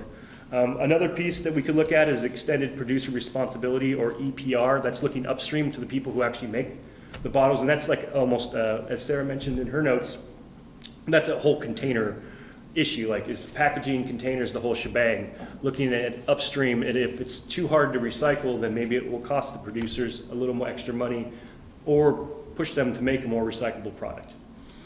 So that's PGA and 101. Wickham's the only quarry around that is testing this, or? Wickham's is the only one who said they were willing to give it a shot. Ireland came and took a look at it. It doesn't work well in concrete blending, and that was what they were interested in. It's so inert that the lime doesn't react well with it. I know it's just more labor. It costs more money. I've also reached out to Grey Rock Quarry in Milton, and they're interested as well. They're a lot smaller than Wickham, and they're also a lot farther. They're farther away, so it would be more money. So Wickham was the best deal that we had. But again, we could potentially see if Grey Rock could support this as well. 6,600 tons, can you convert that into a visual for me? Is it like a football field, 100 feet deep, or what are we talking about? Visual, I would say, 66, wow, that's a good question. Michelle, what do you think? How many trucks? Yeah, how many? A yard of 70405A is 1.5 yards. Is 1.5 yards? Okay, so I would imagine there's probably in a large triaxle dump truck, I would say upwards of 18 tons. So let's just do that real quick. Round it up to 20. Yeah, say it's 20. Let's just go. Range on. Yeah, so you're gonna get about 22 yards of material in a Yeah, so it's triaxle. 330 triaxle trucks, if that's a good visual. It's a lot. It's a good chunk. If you visit our MRF, we've got, a big slug of it, and we're always trying to make the best product possible. It's not some Truckload a day is what you're talking about. Yeah, they're using their rock quarry trucks so they can bring 30 ton out. So we crush at 20 tons an hour and roughly 20 tons a day. So about a day and a half. 130 trucks a year, that's a truck a day. Yeah, it's a good chunk. So the china dishes, window glass, and other glass products, do those just go to waste? Yeah, we don't allow those in our MRF, and we actually tested because we don't allow those in our MRF, and we looked for that and we didn't find any. Some of the ceramics, that there's a 5% of allowance of ceramics, we still don't see a lot of ceramics come through. Our biggest contaminant in our glass is fiber. By far, it's shredded paper, because a lot of the bottle caps make their way out through the cleanup system. I saw an article in the Vermont Business Magazine just in the last couple of weeks. A company that's started out to produce a product made out of this stuff. They take it, put it with a foaming agent, run it through a kiln. It extrudes out, gets crushed up, and is used as insulating under stuff. And some of the figures that they were talking about they need for their operation should. You would be all ears if that operation gets up and off the ground. Now, the capital investment for a facility like that is better served in a very dense area that has a lot more availability to a lot more volume of glass than we have. But in the event that that facility does get permitted, does get capital funding, and does get built, we are all ears to send our material there. They've approached us, they like our material. There is no facility. So that's the short and dirty of it, is that. And they gave a presentation to the exec board last week. So we had them come in. So your timing is perfect, Duncan. And so we let them know exactly what Josh said, that when you get up and running, come talk to us. We're very interested in supporting. One of the things that they pointed out is, I guess they and one other outfit, the only ones doing this in the States, as opposed to many places in Europe, or how they're getting ready. Right, and they're still not up and operational. So they're not actually producing anything here yet. Potential markets. There's a different company out of Philadelphia that's found success, and they do have a facility, but again, their facility was extremely expensive. But they're finding success because of the population density. Any other questions? size is the aggregate? You have the aggregate, the sand. Oh, so the sand, What's the size of the aggregate? about 1/4 inch minus, and then the sand is a medium to coarse sand, so, oh man, that's, if you know sieves, it's roughly a number 10 sieve, 10 to 60. But it falls right in line with a medium to coarse sand as the USGS would define it, and it doesn't have any silts or clays in it, so it's really clean. Is it pretty rounded by the time it gets? Yeah, you can put your hand, I put a glove on, but you can put your hand in and pick it up and it won't cut you up or anything like that. Okay. All right, which leads us into our next conversation.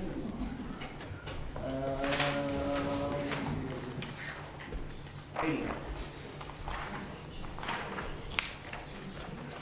And I thought this would flow well for siding because in a new MRF, we would definitely have a different setup for how we process the glass, and it would give us a little bit more functionality and flexibility to keep it clean and generate more. But we're now talking about siding and a future MRF. So we came to you guys in March and kind of talked about siding, and this is just the continued version of that because we said we'd come back.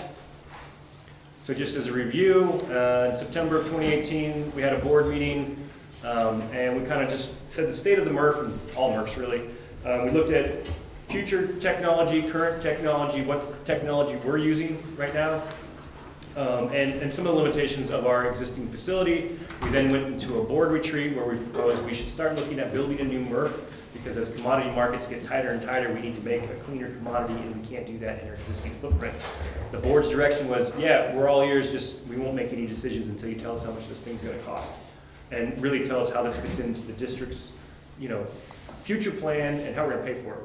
So we came back with siting criteria to first identify just the land in general, and then we were gonna work from there. So this is a follow-up to that initial March 2019 siting criteria. We broke it up into a two-tiered process, Tier 1 and Tier 2. Tier 1 was really just a physical, categorization. Tier 2 was a less physical. But we started out with 30 potential properties. We whittled it down to 5. As we left that discussion, everybody was okay with 5, and we said we'd look farther into those 5. Just to give you an idea of the tiering system, again, we had to identify, the zoning had to be right. There had to be available property in that zoned area. We were looking between 12 and 18 acres. We were looking at the setback requirements by the state for impact to residents. Proximity to 89, which is important to get commodities out the door and in the door. Impact to traffic locally in the area. We wouldn't put it in Winooski because of the roundabout. And then local permitting. Is there an appetite for the local community that we were looking at?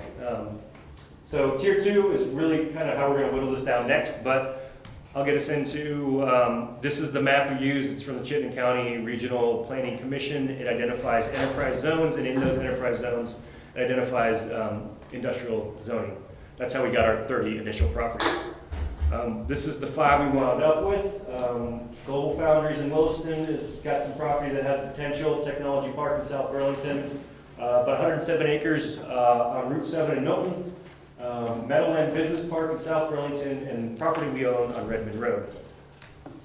Walking through those, Global Foundries has roughly 400 acres up for sale, which is right next to district operations. This is a picture from the Williston Grand List. This is 480, so I don't have what their parcel size looks like, but it's roughly this area. As of 3 hours ago, I would have said we're not looking at this, but I got a phone call, which is always the case. Global Foundries selling representative said that there is some interest in potentially breaking out a parcel of that 400 acres for the use of a MRF. And that is new information as of 4:45 today. So we will put this on the list of things to investigate. It's not an immediate, we'll see what happens. We're not going to discount this because we don't know what the price is going to be. We don't know if there's any interest other than they want to talk. So we'll investigate further. Next is Technology Park. Those parcels on the bottom there, those met all our criteria. They look pretty good. I reached out to the property owner. There is no interest in the property owner to sell us land in that area for a MRF. It's too high end of an industrial property. They're looking at higher end commercial, so we're taking that one off the list. There's 3 left, not counting Global Foundries, but there's Milton's 107 acres.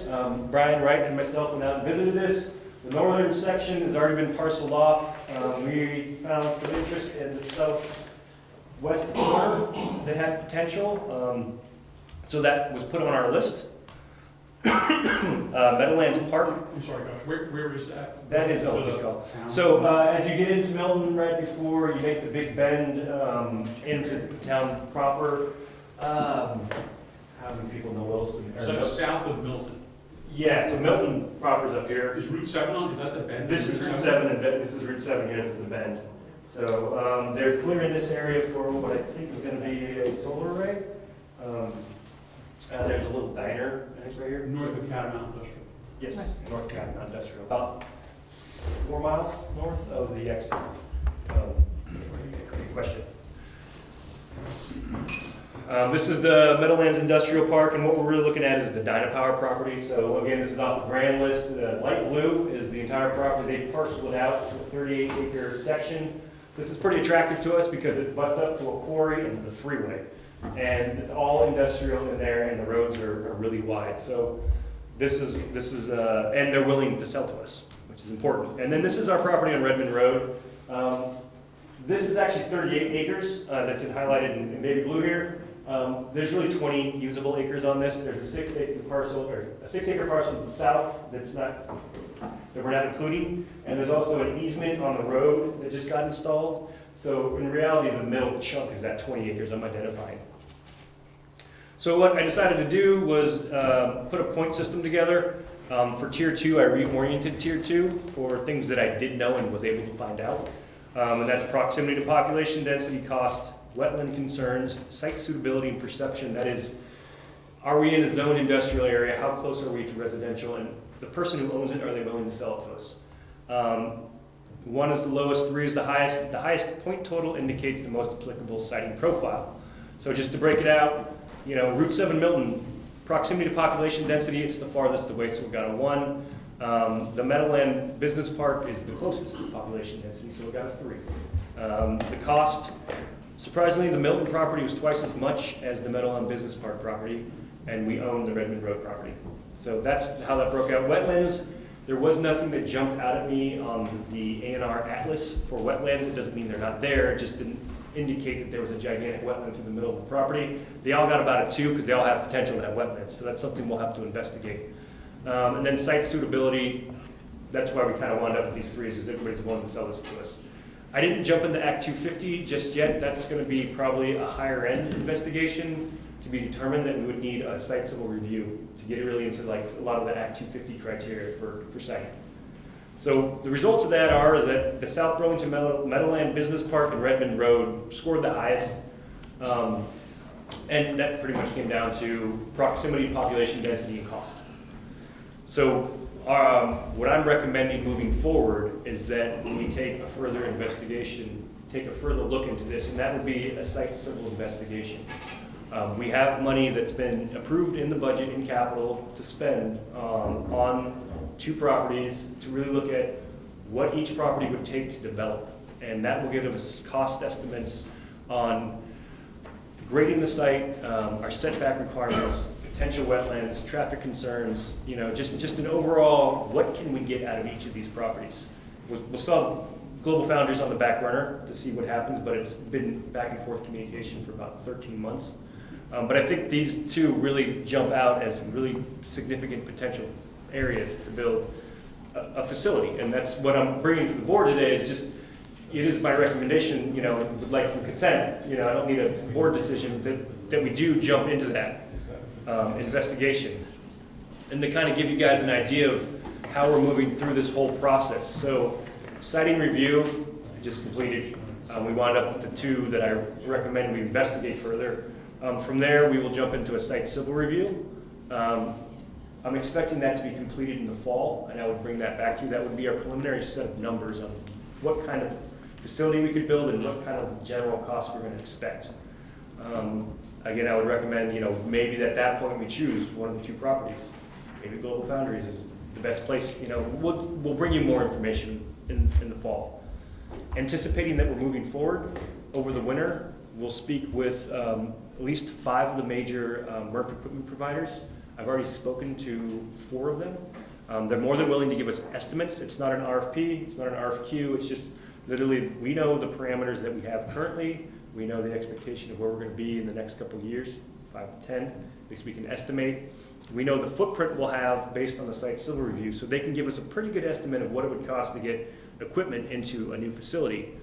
In tandem with that, over the winter, we'll get structural estimates as well, of what it would cost to build a building, because you need 32 feet of clearance within a MRF.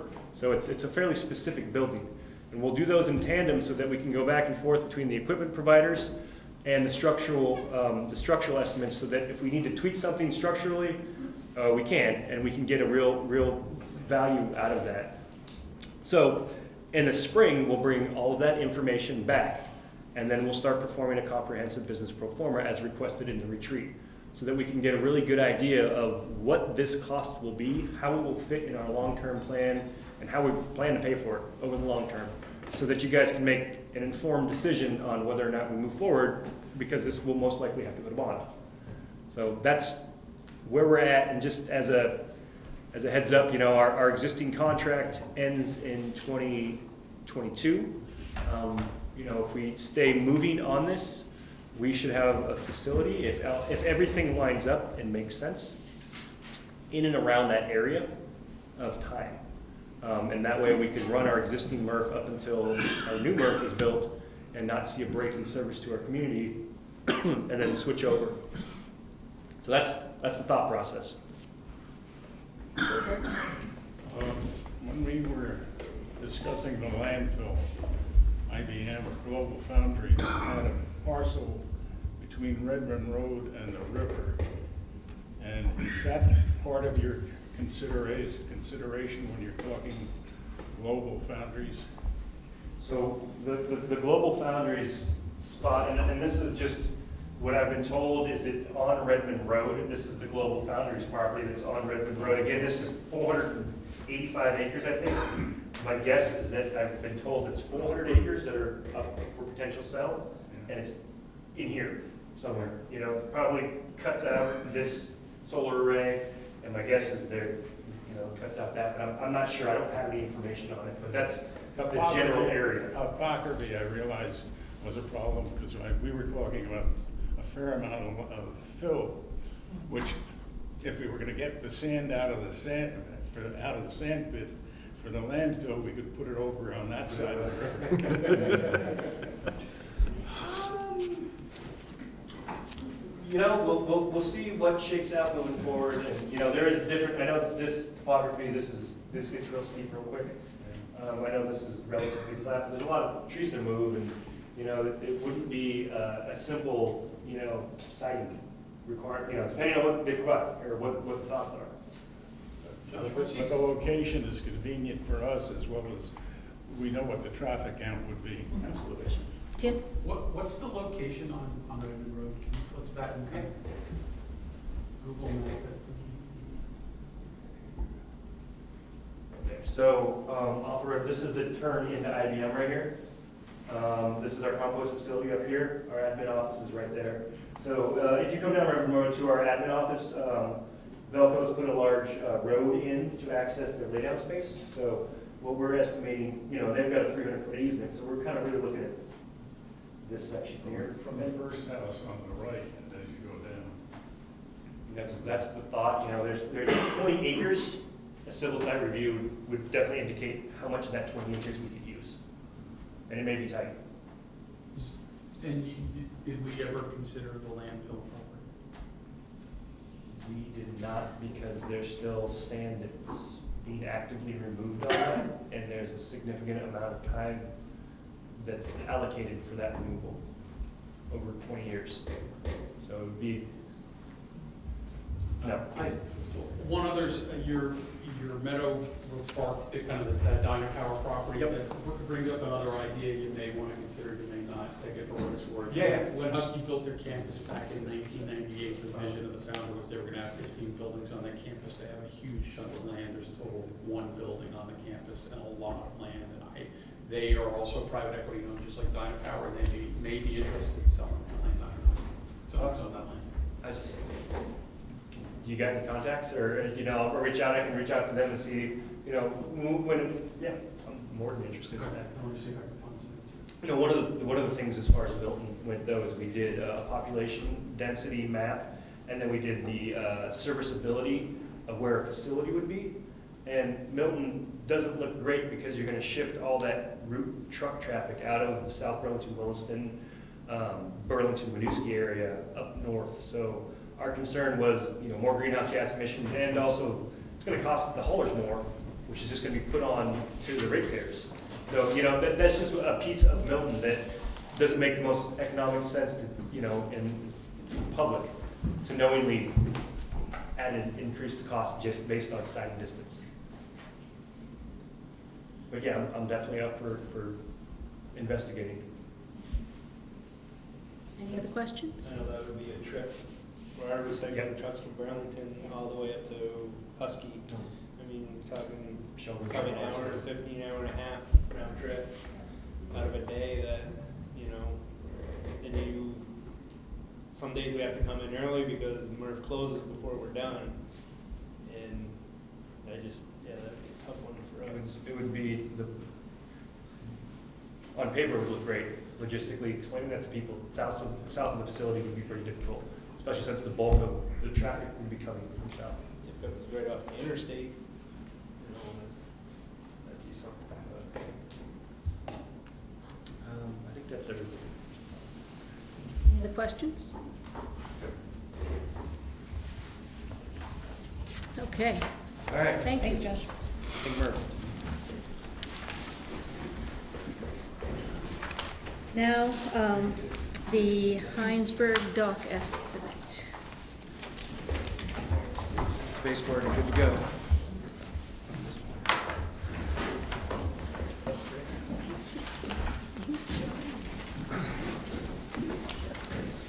Just to let you know, before Brian gets going here, there is a resolution in your board packet, but that's not going to be the wording. I'll give you different wording at the end that's more appropriate for what we're asking. All right, so in your packet, we gave you a cost estimate and a plan view for the Heinsberg Drop-Off Center. The plan view is in your packet, but there's a little bit bigger picture of it. We contracted with Lamro and Dickinson to do the design work for us. Doug Goulet is here with me tonight from Lamro and Dickinson to answer any questions that I can't answer. And so your packet has a site plan. This is one of 4 plans that we considered. This is the one that's the most practical one. And we took an approach to these drop-off center design as trying to look to the next generation of our drop-off centers. All of our drop-off centers are 25 years old, and some of them are showing their age. And we've been working out of sea containers and temporary containers and roll-offs for a long time. And we wanted to try to improve upon that with this design. This is the first one we've built in over 20 years. So what we've done is we have we've also kind of limited the materials we'll take on this one. There's 4 materials we have to take by law: trash, recycling, food waste, and leaf and yard waste. And then, of course, we want to take the special waste items such as lead acid batteries and propane tanks and fluorescent light bulbs and things like that. So we want to take special waste in this one as well, and motor oil. So the layout is we have a tip wall down on the lower right for just recycling and trash. Before at Heinsberg, we had only one compactor for trash, and we had 3 roll-offs for recycling, so we had to make 3 trips to empty those 3. We have a compactor for recycling now in this design, so that will make our trucking for recycling 1/3 as much and save us that much more effort for hauling expenses on energy and materials here. But we have the tip wall with recycling and trash. We have an overflow for recycling or large cardboard that could potentially clog our compactor. We have oil and food waste and our special waste in the building and yard waste across the other side. And that's pretty much it. The idea behind the special waste building is that we would use a 20 by 40 pole barn similar to this. This is our pole barn out at Williston. It would be fairly high like this so that trucks that would take the textiles and e-waste materials could back up and not run into the roof or the eave of the building. And this new 20 by 40 special waste building will have all the special waste under cover in it. It's replacing our usual way of managing these things, which is a sea container. You'll see the propane and lead acid batteries and the textiles, and inside we collect light bulbs and things. And oftentimes we'll have the e-waste on one end. Sometimes we'll have another half-size sea container at a drop-off center to manage the special waste materials. We're looking to get those under one cover of a pole barn structure. We'll also have then the food waste, which will still be managed in carts till we figure out a better way to handle that. And an oil container, which is typically undercover, and then the booth. Another aspect to this Heinsberg drop-off center is we've decided to put a foundation on the booth. You can see here at Williston, even this one is floating. It's just shimmed up, and we put a skirt around it. We do have a concrete foundation plan for our Heinsberg booth so that critters won't live underneath the booth. That's it in a nutshell for the design. And the cost estimate is, where's the cost estimate? Did I have it in there? Cost estimate's in your packet. The cost estimate we feel is a good budget estimate. It's got a 10% contingency. It's $440,000, but a $40,000 contingency alone. We think we did a pretty good job of certainly for a preliminary design of quantifying the quantities and putting cost estimate numbers to those.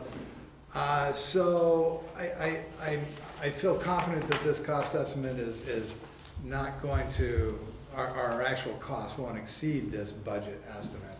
So, and then this does include the extra special waste building, pole barn building, and the work to the booth, the foundation of the booth. So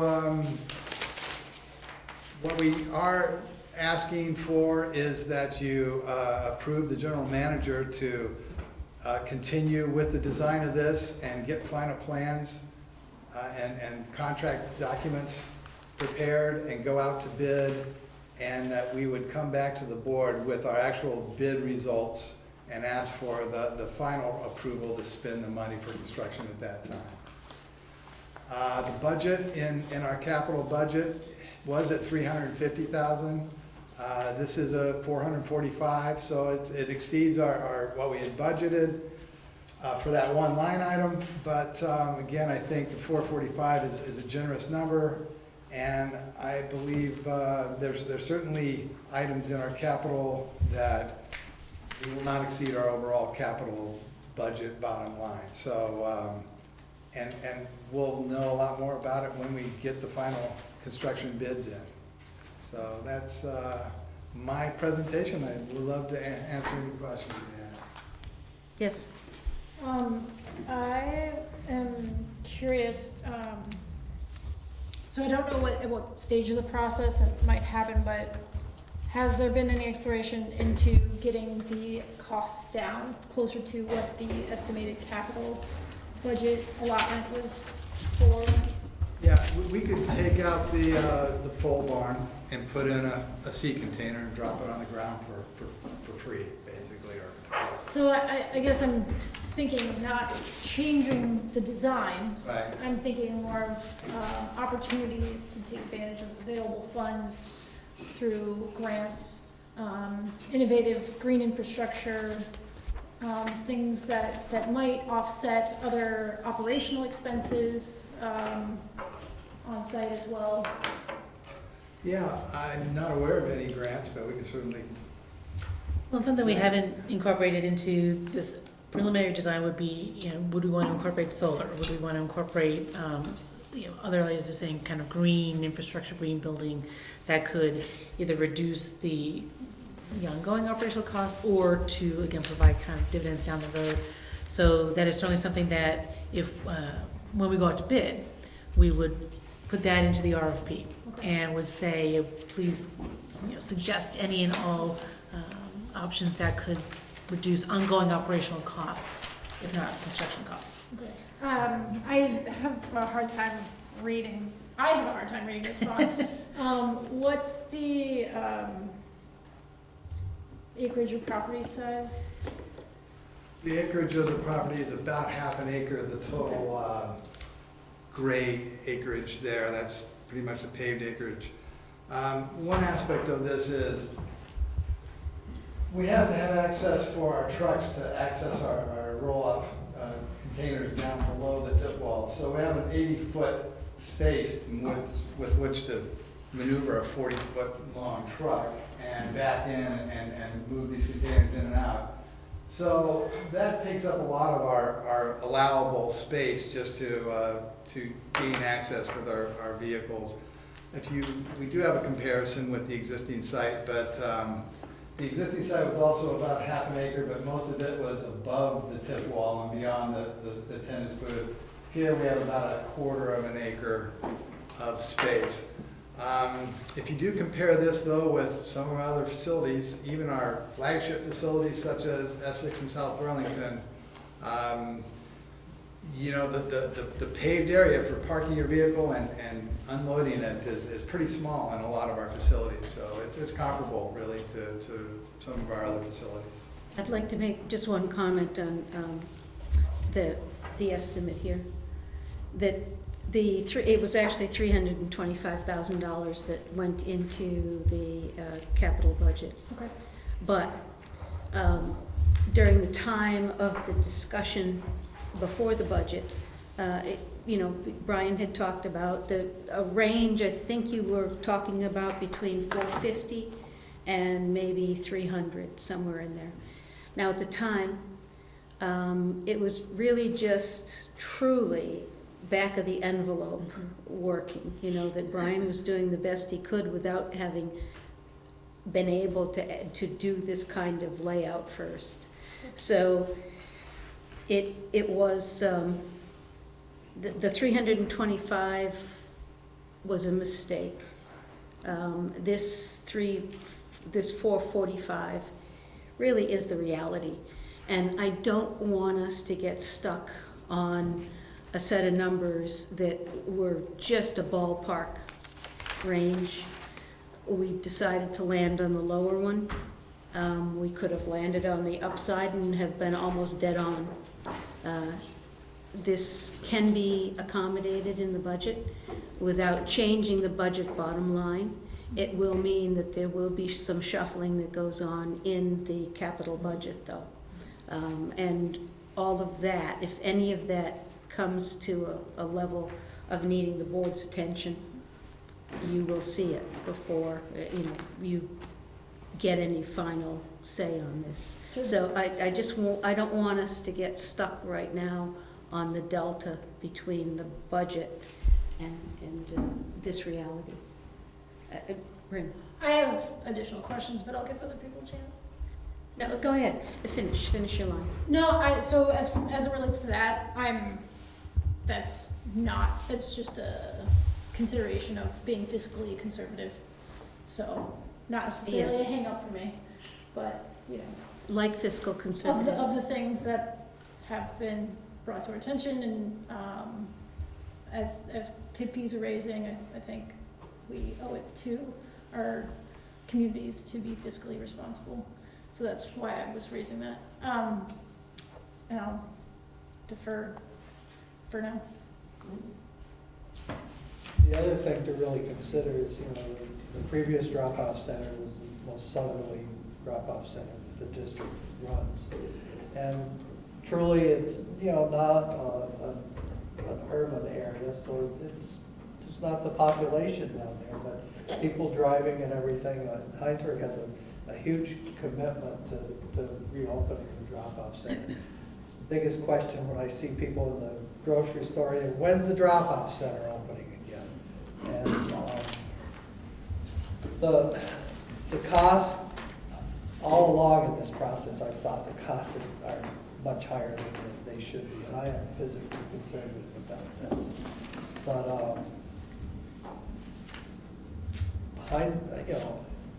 this has been talked about for at least 6 years, maybe even a little bit longer than that.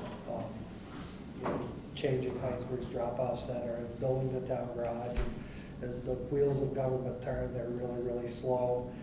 In the beginning, when we said the 325,000 or whatever, that was a lot closer cost estimate 4 years ago than it is today, in my opinion, when we were talking about that.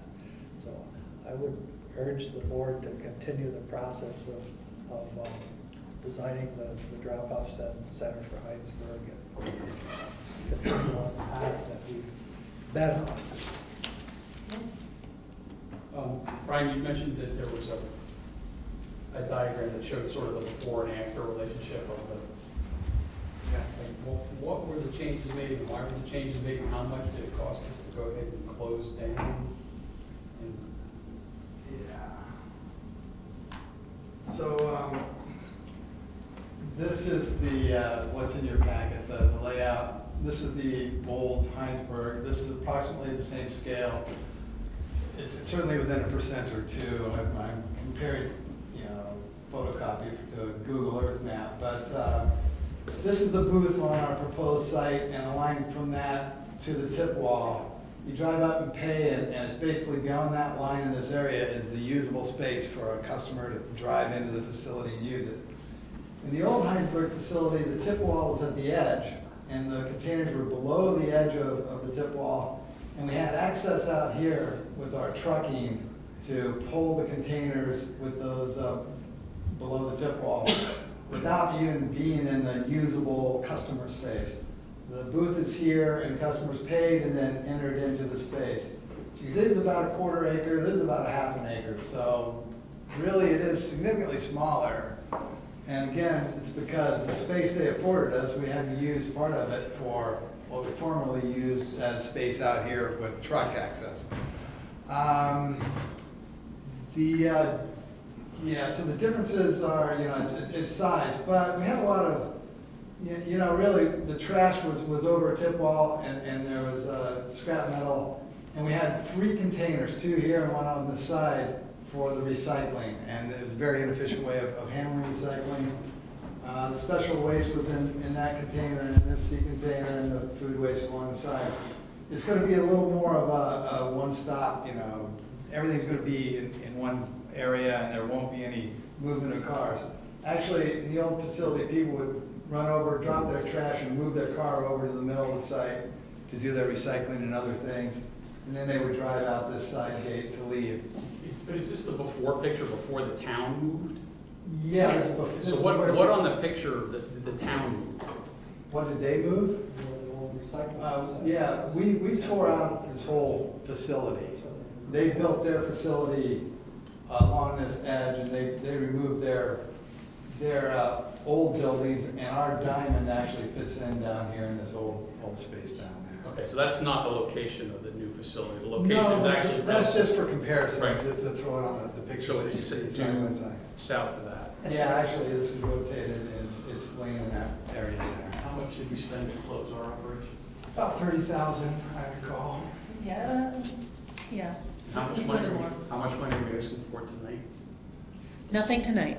So we're not asking you to approve any spending at all tonight because we would want to bring back to you the actual contract. So until we've gone out to bid, get the proposals back, we won't know what So the the actual process dollar of is. generating the RFP is gonna be done within existing funding. Correct. The current proposed hours of operation for the drop-off center. So currently, we're still looking at a 1 day a week. However, I think we would, again, we've been asked to look at another additional day, whether if it's a full day or even a partial day. And we think we may want to seriously think about that because we are still concerned about the shortness of queuing space in this new configuration because we are further down in the available area. So we have really shortened up the amount of space that the cars have to queue. And if you, I don't know, Brian, if you want to go back to the schematic, you can see that, yeah.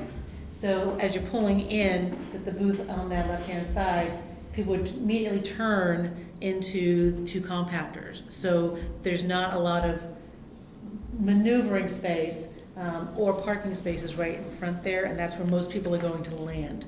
So the concern is that people drive in, pay, they'll wait for that prime spot right there instead of kind of pulling in and doing other things, and that could lead to some backup. So there may be some real, very good reasons, and maybe the DRB may want us to seriously consider even a half day to allow some additional traffic flow. So we need to, I think, be open to costing that out as well.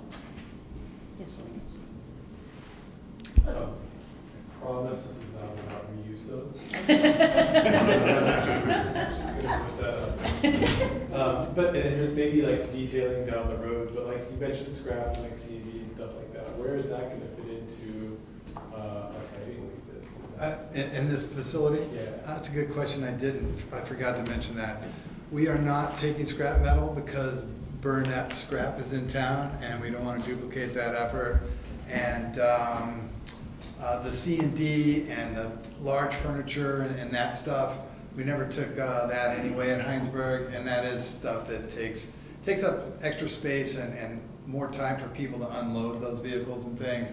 So given the space we were given, we wanted to kind of minimize the materials and yes, but still keep those special waste materials that we don't want people to throw away, motor oil and mercury devices. Right, the hazardous items. So that was the other big factor here, knowing that we were going to have to potentially not provide the exact same services. What were some of the things that were easier to move to the private sector? And clearly scrap metal was number one. There's a guy who has way more available hours than we do. So, and is willing and able to accept even the small buckets of caps that people were concerned about. So not duplicating those efforts, as he said, but to provide basically basic services, and then just what was that basic plus, what's the beyond. And it was that criteria, as Brian said, we don't want people to be driving around with a lot of compact fluorescent tubes if they don't have to, or stockpile and waiting for the rover to come by. So those are some of the factors in what can we potentially fit into this very tight space, and that may still need to be reconsidered again. Bryn? I just wanted to ask about the plans for managing food waste once it's landfill banned, and the anticipated increase from what the current tonnage is being accepted there. Brian, do you remember or do you recall how active the food scraps collection was at Heinsberg? Yeah. And I don't know if you and Doug have any thoughts for that. Sure. Heinsberg had about 10 carts, and so it's at the lower end of some of our facilities. And I think a lot of people in Heinsberg have a lot of space in their backyard and maybe well do their own home composting. Some of our busier facilities have 25 or 30 carts out. And I made that joke about finding a better way to manage it, but it's something we really need to do. The problem is nobody has a truck that can handle And food waste is heavy. It's like, water. You can't put it in a very big container. It's super heavy. And you need a sealed truck to dump it in.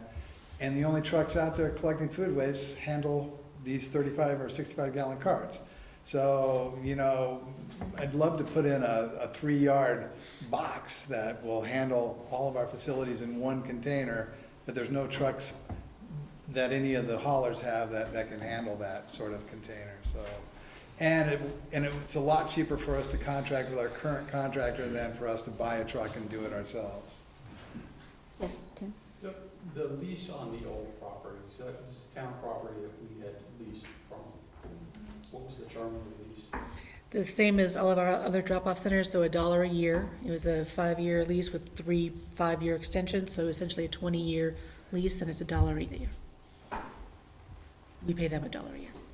So and how did we abandon the lease? Did they terminate the lease? I just refreshed my mind. It ended, and then we haven't renegotiated the new term yet because we don't have a facility. But going into the process, we would want to have that draft lease ready to go. Paul? You may have mentioned, what's the expected lifespan of this design? Oh, this will last for the 20-year lease, for sure. Very simplistically, $450,000 divided by 20 is $25,000 a year in today's money to construct this. So we're spending $25,000 a year to serve the town of Heinsberg and the surrounding community. It's a good way to look at it. Very, very good. Thank you, Paul. Any other questions? I'm sorry, could you reiterate that? Oh, $450,000 divided by 20 years is whatever, $20-odd thousand per year, in very simple terms right now. To amortize the construction cost. Well, and if we amortize it over a year, it's $1,000 an hour for all the residents. $32 an hour for the residents of Heinsberg. I know, but then we'd all have to die to make that true. It is disconcerting. The ship has sailed, unfortunately, but I'm just going to say it anyway. Well, this drop-off center does get a high volume. I'm sorry, the ship has sailed, but I need to bring it up to the board. We've put ourselves in a position here where we allowed a town to go ahead and say, okay, we as a district opted to go ahead and provide services in a mutual collaboration where they leased the space and we provided a drop-off center. That cost a lot of money and it was relatively costly to operate, but it was an effective operation and there was nothing wrong with it, and we would have had to have ongoing maintenance, but we certainly didn't need to spend $450,000, what will be $500,000 after we factor in the $30,000 that was spent to close it. We didn't need to spend $500,000. We're not providing any more hours, we're not providing any more services, but the town decided that they wanted our space and wanted us to move a couple hundred yards, and the rest of the district population is out of pocket $500,000 because of the decision the town made, and we as a board rolled over on it. And I think we made a big mistake. Well, Charlotte residents do use this as well, and St. George, so occasionally Richmond. We made it, regardless of who uses them, I'm saying we as a board, I feel, made a big mistake to go ahead and allow one town to go ahead and sort of force our hand where, we certainly could have said, if you're going to force us to spend $400,000, the option is you don't get a drop-off center. We did not take that position. If I were going to go ahead and rewind the tape, I certainly would push much harder to go ahead and take that position. Well, this is $500,000. It doesn't get spent on the new MRF. $500,000 that doesn't get spent on the new organics diversion facility. $500,000 because it doesn't get spent to go ahead and recapitalize all the other drop-off centers that need a lot of work. I'm not saying that this is not a good place to have a drop-off center. This is money we didn't need to spend. Well, I've got to say, you have a point. And what I hope that we do moving forward here, we haven't approved anything. I do believe that before we proceed with any other drop-off center, that we have to have a comprehensive plan for how we're moving forward on all of these fronts and the cost and how to, which we have been discussing now for 2 years, I think, on what our drop-off center master plan is. We don't have one. This was a fire that needed to be put out because of the town's request. There's Not necessarily. This is, I strongly encourage you to come up with an alternative for what we could do or how we could mitigate this. Any of you, I would love to hear intellectual input from our board members here on something that you feel that strongly about. This is not going to be something that's going to go to management to figure out, but I think that if we have objections, if we have visions, we need to put them together into a format that you can present it to the rest of the commissioners to possibly sway them. Yes. My objection is not on building the drop-off center. My objection is, with my benefit of my flawless 20/20 hindsight, we made a bad decision as a board 2 years ago. I don't know that we did, but. I allege. Oh, you allege.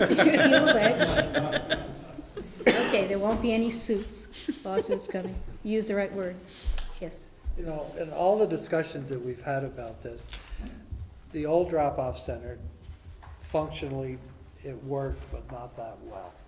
And when the town came up with a proposal to build a new town garage, because our town garage was falling down, the district got on board to build a new drop-off center that would be more modern and it would function better. There were some safety issues with Heinsberg. Brian has been down to Heinsberg, I don't know how many times, and looked at the site and tweaked it and worked with this and worked with that. There's a little problem, there's a stream that runs down through there, so we have to be more set back from the stream than other conditions because we're a solid waste facility. I think that, you know, the people that use the drop-off center, when the solid waste all started, Heinsberg worked with the district, and the siting of a drop-off center was not as complicated as it is today. And we ended up with a toggled-up drop-off center that worked for 20-plus years, 22 years? I think it's 22, Roughly. 22 years. Definitely 20 for sure. So now we're going into the more modern drop-off center that will last another 20, probably 5 or 30 years. We're saying 20, but it will outlive most of us on this board anyway. There's another thing to consider here, and that is that the population isn't decreasing in this area anyway. We are having more and more, we're seeing more and more recyclables, more and more MSW. I think that if we were to eliminate any one of these drop-off centers, that it's only going to shift burden to others that are marginal right now as it is in their capacity. So I don't see that we can do without this, but we do need to have a comprehensive plan on these drop-off centers and what we want them to do, where we want them to be. Simple as that. So, you know, we've got to just swallow, breathe, swallow, and move forward here. It's just a lot of people that use the drop-off centers rather than pay a hauler. Yeah, and it's, as I believe, it's the usage is going up of our drop-off center. That's an interesting dynamic. We're creating the drop-off center so you don't pay the hauler, but we're not taking scrap metal because we don't want to compete against Burnett. Well, there's also not the space. It's not the space. It's about the space. Burnett's pays for the scrap metal. I understand. Yes. Do the folks who work at these drop-off centers, do they work for you? They work, yeah, indirectly. Lee Turi is their direct manager. Yeah. Okay. Well, shout out to Lee, because every time I visited a few, the folks are always so nice. So anything to make their facilities better and more user-friendly, because I've seen them come out of the booth, they say, just wait a minute, they told me to wait a second, and so they can go help someone find where to exactly put something they're there to drop off. And just the amount of customer service that I've seen every single time I've been in these facilities. is outstanding, so shout out to them, and I support making their jobs easier. Any other? Yes. I guess I was going to offer the observation, I think there's a big ouch factor here, $500,000 for one drop-off center.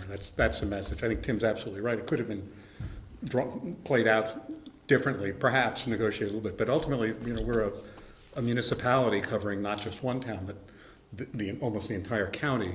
And so if we looked at it that way, it's our obligation to serve the residents wherever they may live. And while there's an ouch factor, I think, we have to move forward and bite the bullet, but a long-term vision and a long-term plan, because this is not the only one.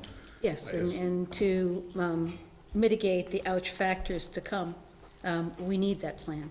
We need to see it all together. But ultimately, we're here to serve our constituents and our population, and we have to spend some money to do that. Yes. Anybody else? I just think it might be beneficial, for whatever RFP you put out to ask for and request, maybe a couple options expense-wise, so you can have the low, medium, and high. Now, there was a resolution with this, and I got new wordings from Sarah, but now I'm a little confused on what you want to have this say in light of the discussion. So forget what's in your packet for a resolution. We're working on one. So just talk among yourselves for a minute. What would you like? So I think they're probably,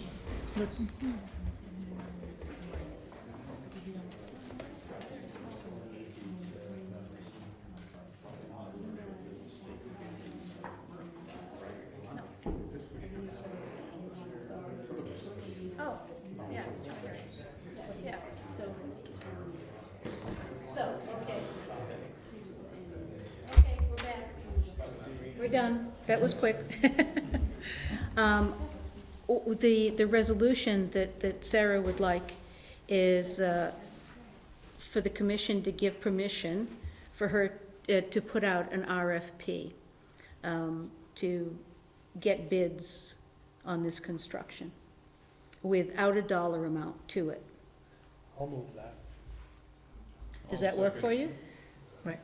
Does that work? With the reason being, because we don't know what it's going to be, so this is the initial estimate. We'll come back to the board with the actual contract we want them to approve. That will have the actual dollar amount. At that time, we can ask to amend the capital budget to meet that estimate plus a contingency if needed. It's a request for bids. Correct. It's all right. Correct. Right. That's right. Make sense? Yes. My only other things would be to encourage some modern design, green infrastructure, and then exploring opportunities for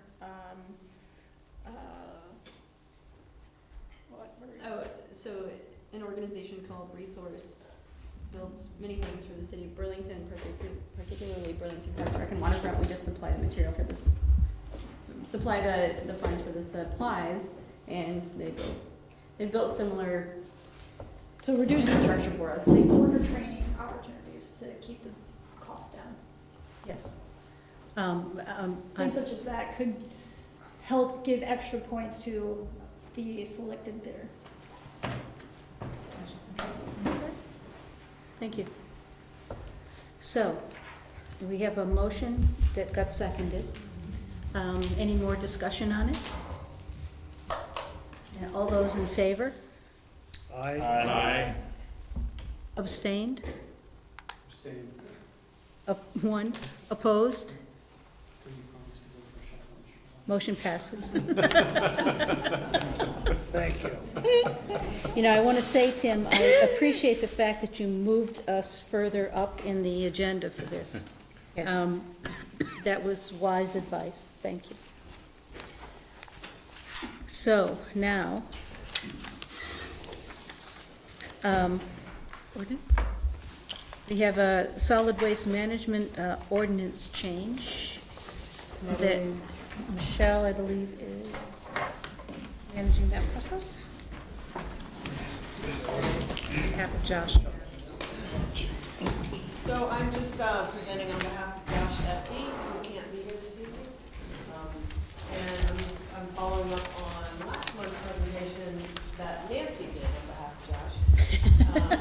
He does exist. He has good reasons. But this is simply, in May, you approved us to solicit public comment on the proposed ordinance amendments, and we did that. We issued a press release to all of our media contacts. We directly contacted all the towns, member towns, about the proposed ordinance amendments, and we held a public meeting. Nobody attended the public meeting, and we received no comments. So in light of that, I'm asking you this evening to adopt the proposed ordinance amendments that you discussed and reviewed at the last month's meeting. I move that we adopt the proposed changes to the ordinance. Have a second? Second. Any discussions to the management ordinance that you have in your packet? In that case, all those in favor? Aye. Abstain? Oppose? That was quick. Certainly a lot quicker than the first time we went. That's because we went through it that so detailed. Review contract. So now we have the household hazardous waste contract. That's Jen.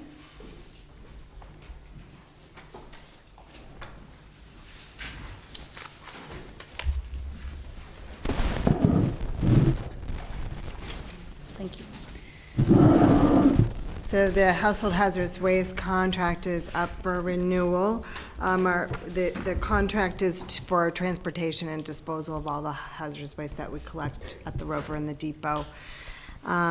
We issued an RFP and we had 4 responses. We rated, Josh Esty and I rated the responses based on their compliance history, their relevant experience, the quality of the response, and their pricing. And pricing was weighted at 40%, and the others were lower. So pricing was a pretty high consideration. However, the 2 entities that, well, let me back up. We want to select 2 entities to provide these services because historically we have gone to a second provider in situations where the pricing hasn't worked out the way we've thought it was bid in previous contracts.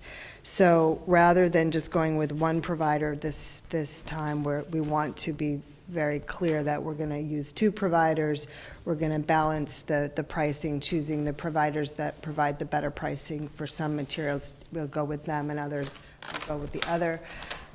It'll also guarantee service at our facility, which we really need to count on just about every week, the provider coming and picking up at our facility so we can move the hazardous material out. We only have so much storage. So having 2 service providers is pretty advantageous for doing that.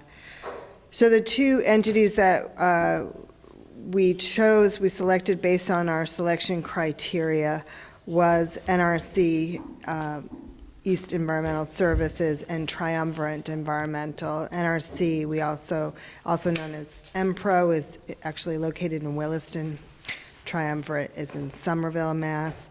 The expected value of both, of the entire cost of transportation and disposal using both providers totals approximately $225,000. We want to enter into a contract with both of these providers for 3 years. So I'm asking tonight for the board to approve the executive director to enter into a contract with both providers for a total of $225,000 per year for 3 years. Question. Is there any flow control that would result from the contracts? The way that I've worded the contracts in the past and the way that we put it in the RFP as well, and I don't know if this is exactly what you're asking, Brent, so if I'm not hitting it right, is that where we may use another provider for any and all materials that we list in the RFP. So for one example is, we received pricing for antifreeze, but we do use a different recycler for that material, so we probably wouldn't use either of those contractors for antifreeze.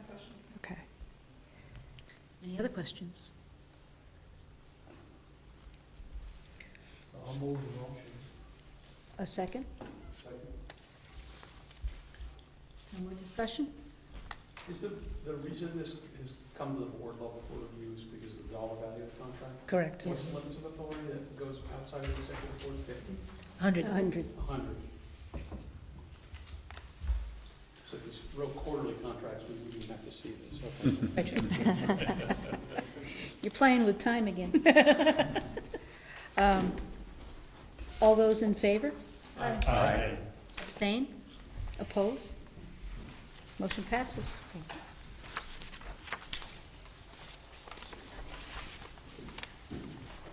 Next is Jen again with a legislative roundup.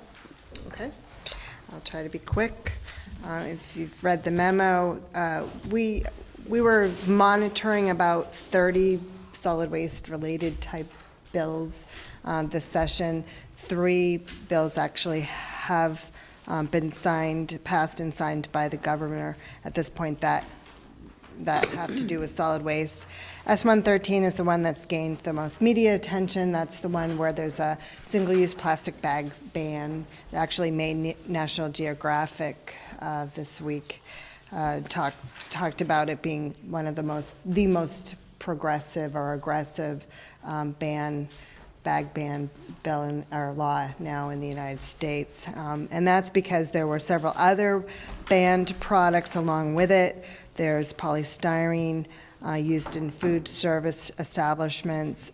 There's the ban on using single-use or plastic stirrers, and then a ban for providing plastic straws to automatically to customers. They have to request them at food service establishments. So that's kind of the first part of S113. There's 2 other sections to the bill. The second section had to do with establishing a single-use product working group.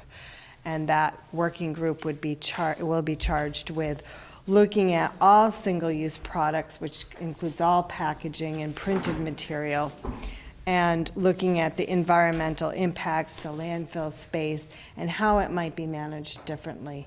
And in that, it spells out to consider extended producer responsibility. The working group is made up of about 12 stakeholders, including some industry group representatives, state government officials, legislators, a MRF owner, and solid waste districts, one from a rural area, one from an urban area. Today I received, was informed that I've been appointed to serve on that working group, so we'll have a voice at that table.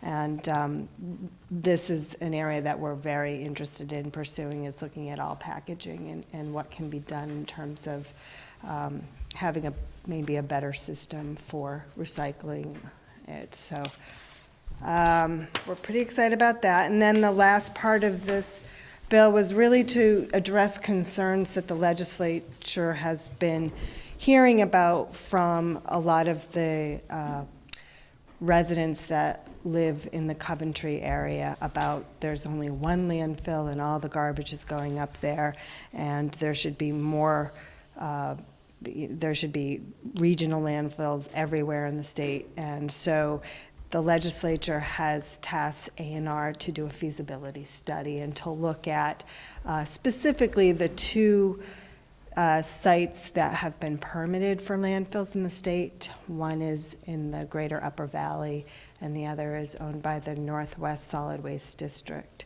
So as you are probably aware, CSWD has a site that we've obtained to potentially site a landfill, but that's not permitted. These two locations are permitted.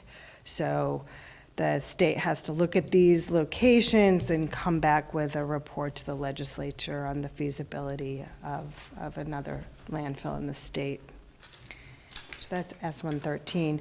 S-160 was a large agricultural development bill, and there was a small provision put in that bill related to the hauler requirement for food scrap or food residual, providing the service to customers starting July 1st, 2020. So as you may recall, Act 148 requires haulers to provide that service to all their customers, July 1st, 2020. That was kind of bounced down the timeline over the past couple of years. The legislature has changed that timeline, and now they've actually changed it to only require haulers to provide the service to their non-residential customers, with the exception of residential customers in housing units of 4 or more. So it's primarily commercial customers and larger, housing units for residents. So that's what the haulers will have to provide service to by law starting July 1st, 2020. I ask a question specifically about what happens to residential customers who don't live in a unit of 4 or more. They're on their own? So the way that we're approaching it is that we have a list of the haulers that are specialty providers that are providing this service in Chittenden County, and we will be advising people that don't have that service. Maybe they can look at getting the service from another provider. There is the option of drop-off at all of our drop-off centers. There option of backyard composting. We've really seen an increase in the interest to do backyard composting. So the thought process behind this change was that there are other options, and it's not going to be economical to provide that service in the very rural areas of the state. And this was actually a recommendation that came from A&R. So we will see how that will play out. We're all pretty curious. So S-49 is the last solid waste related bill that passed, and this has to do with polyfluoroalkyl substances, or PFOAs. Most of the bill has to do with creating drinking water standards, but there is a task to A&R to be studying leachate and PFOAs and leachate, as well as sludge, and coming back with recommendations on how to manage that or treat that. So their sampling plan just came out, and we'll be looking at that and providing comment on that, I believe. So that's that. Any other questions for Jen? Yes. As far as S-113 and stuff, I didn't see anything in there as far as who is going to enforce this rate. That's a great question. So, and that's been a conversation with staff at our office as well. The way that we're viewing this is it's a state prohibition for the use and sales of certain materials, the plastic, single-use plastic bags and other items. We have the outreach group that does go out and advises institutions and businesses, and they will certainly be helping to inform them of the ban. But when it comes to actually enforcing against it, that we see as a job that the Agency of Natural Resources will be doing. And I have talked to A&R about that, and they've agreed with that assessment. So they're going to be the bag and straw police.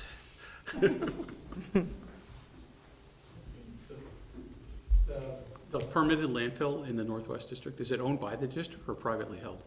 It's owned by the district. It's just a site. that they've permitted to build a landfill. It's, I believe, permitted to receive about 10,000 tons per year, so it's very small. Greater Upper Valley, the one in the southern part of the state, is owned by the Greater Upper Valley Solid Waste District. I believe that they have turned that location into, or have cited a compost operation on that site, or have looked at that. They went into debt building a bridge to that location, and the Solid Waste District actually didn't fold, but it kind of folded into another solid waste district. They lost all the management at that, the staffing there, and it's being managed by another solid waste district because they went into so much debt. So I don't think they have any plans to be building that either. Just the scale of Coventry relative to the Northwest, 10,000 tons is obviously 2x our aggregate PGA. So in Coventry, I'm assuming is probably closer to, what's it, 20 times that? Coventry? Well, it's, it's 600,000. 600,000? Yeah. Any other questions? Thanks, Jen. Next, we have two policies, one a donation policy, the other a personnel policy, proposed changes to compensatory time. So the donations policy is Michelle? So this policy, we're bringing to you, even though it's a very small amount of money, we're talking, the cap for this is $3,000 for compost products in the fiscal year, $600 for local color paint, with the potential for other non-CSWD products to be included as well. The reason it's coming to you is we routinely receive requests for donations of product or of our product that we create, like compost or local color paint, or of other items such as backyard compost bins. And this has been happening forever. And staff decided it was time to have a policy on this that we could adhere to and be consistent with, and guidelines that we could publish so that everybody was on the same playing field. So that's why I'm bringing it to you here this evening. I don't know that I need to run through all of the conditions of the policy. I'm happy to answer questions, concerns. Oh, I'm sorry. Logan? I had a question on the donation limits on page 3 of the policy. Specifically in, I guess, the second line, one donation per project or agency serving the same population per fiscal year. I just started thinking about, as you mentioned, schools and like how you're going to define population so that it's flexible enough that the 4th grade class could get something and the 5th grade class could get something. If those are, or if you want it just to be like RES only gets one thing. Because then at the last line of that paragraph, per project / site / facility / school, it's a really generous thing, and I like that this is like codified in a workflow that I worried about it being restrictive for, not just multiple schools in a district, but multiple classes in a school, for instance. So these donation requests typically come from schools, not a classroom, or something that micro of a level. And the intent of putting that kind of a limit in was to, again, provide fairness and opportunity for severals.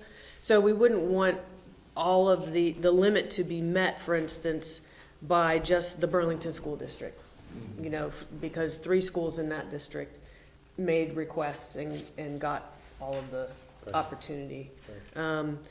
So it's to accommodate different schools or sites, for instance, within a district, or, for instance, different garden projects within the Vermont Community Garden Network, where we would provide a donation to the entire network, but there would be different sites within that network serving different populations, if that makes sense. And I don't know if Dan wants to elaborate on that, because he's dealt with this from the compost Yeah, another one might be, the Cathedral Square is a senior housing organization, nonprofit, and they have 25, I believe, some odd facilities. And so when we were structuring this, we were trying to decide, well, we don't want to just get to one of them. We think there are probably multiple ones that are worthy, and in a typical year, we might actually donate to 3 of them.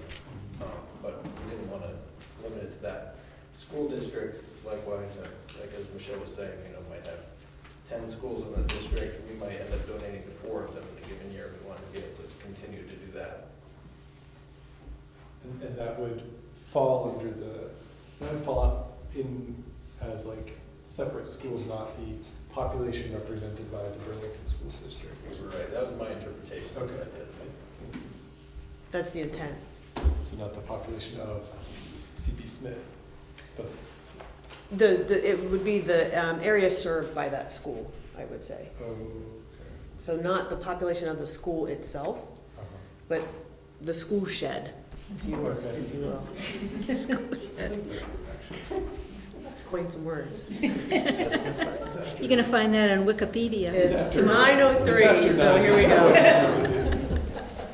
Other questions, concerns? Yes. I have one concern on the first page. All recipients of donations, giveaways, and prizes or rewards must, bullet item number 2, agree to allow CSWD to use their image in quotes. I have a concern about young children giving away there, but I think a lot of parents would have a concern about having a photograph of their child used in promotional materials without them specifically agreeing they're signing off on that. Just the appropriateness also of showing images of children in this day and age. So Good point. I suggest something like over the age of 18 are required to allow their image to be used, something like that. If it's helpful, I can certainly modify this. One of the things we do, for instance, for our MRF tours, is we have a photo release form, and anybody can opt out of that. And they just choose not to sign it, and then we know, and we are also very sensitive, particularly for children, to not showing their images, and we always obtain releases for any school children that we're showing in anything like that. So I can certainly add that qualification. And, I mean, there are best practices that television news media use where they don't show the children's faces. We follow those practices. Thank you. Any other questions? Then, motion to approve this, please? I move it. Second? Second. Who got there first? All right, we'll give it to Paul. All those in favor? Aye. Abstain? Oppose? Passes, policy passes. Next is Amy? Yes. Yes, so we would like to request that we make a change to our personnel policy. As stated in the memo, we offer comp time to employees. So hourly employees that are asked to work overtime have the option, of course, to be paid immediately in their next paycheck for time and a half if they exceed 40 hours, or to bank that as comp time to be used at a later date for vacation or time off. The issue that we run into is that our busy season for many positions is April, May, and June, and our current policy says we'll pay them out in June, so they don't have the opportunity to use that in later months for comp time and time off. So the request came from the employees to consider offering an option to extend that through December 31st, giving them time off in the slower months, maybe of November, December. And we discussed that and felt like that was definitely doable and a reasonable request. But I did want to point out, it's in the memo, just clarification that if this is passed and all of our employees, which would not be the intent, didn't use the time and were paid out on December 30, it would be at a different rate because of the fiscal year change. And that number would be $330. That's not what we expect to happen. I already know, as a matter of fact, that there will be some people that will get paid out on June 30, and then there are only a few at the moment that are requesting that they just be able to use that as time off and extend it through December 31st. So we would ask that they just sign a form, which they're aware of, and they're also aware that it needs to pass first, but that they would do that in the next couple of days and know that that's the practice moving forward. There was also discussion from board members to consider looking at the policies of how much comp time they can carry over, and that's something that we Sarah and I talked about in the next budget season, we will look at that too. It's currently 80 hours, and whether we want to make a change to that or not. So just to make this clear, because it wasn't clear to me, because the number is so small, you're talking about $330 total for all employees. If they were to If they all will all not take it. So ask we're for talking pay. about a pretty teeny amount. No exposure. Yes, pretty minimal exposure here. What we actually think will happen is that those folks that would like to carry it over will, and that number will be reduced. So we'll actually be paying less out of, for overtime, because they'll end up using time off in October, November, and December. So, any further questions about this? I would move we adopt the personal policy changes. A second? Second. Paul, second? All those in favor? Aye. Abstain? Oppose? Motion passes. Are there any questions or observations on the program updates? None? Tim? I wanted to share a comment that I think that with the aggregate and the allegations from the state, I think sharing as much information as we can on our website, saying here's exactly what we did, here's the time frame, here's the quantity, here's how it happened, here's why it happened, here's why we did what we did, and we think it's right. My feeling is, getting our side of the story out there as aggressively as possible is probably a good thing, and I don't see any downside in sharing facts. And similar to that, it's just, it was eye-opening to me when I first got into this, just how broad recycling is and how I was schooled in, cleaning this call, and recycling this bottle becomes a bottle. And this just becomes sort of not just our own institutional education perspective, but something that, our state and federal partners can probably be doing a better job of, to help us understand. Well, the thing with the bottle, everybody remembers when we used to recycle bottles because they filled them up again. That's what everybody thinks of it. It's Clean 'em still and- a lot of places in the world, they still do that. Anything else? Motion to adjourn? Motion to adjourn. A second. All those in favor? Thank you. Thank you very much. Thank you. That was a tough one. Piece of cake, what are you talking about? Rough fun. It was long. It was long. We didn't fight. Yes. Oh.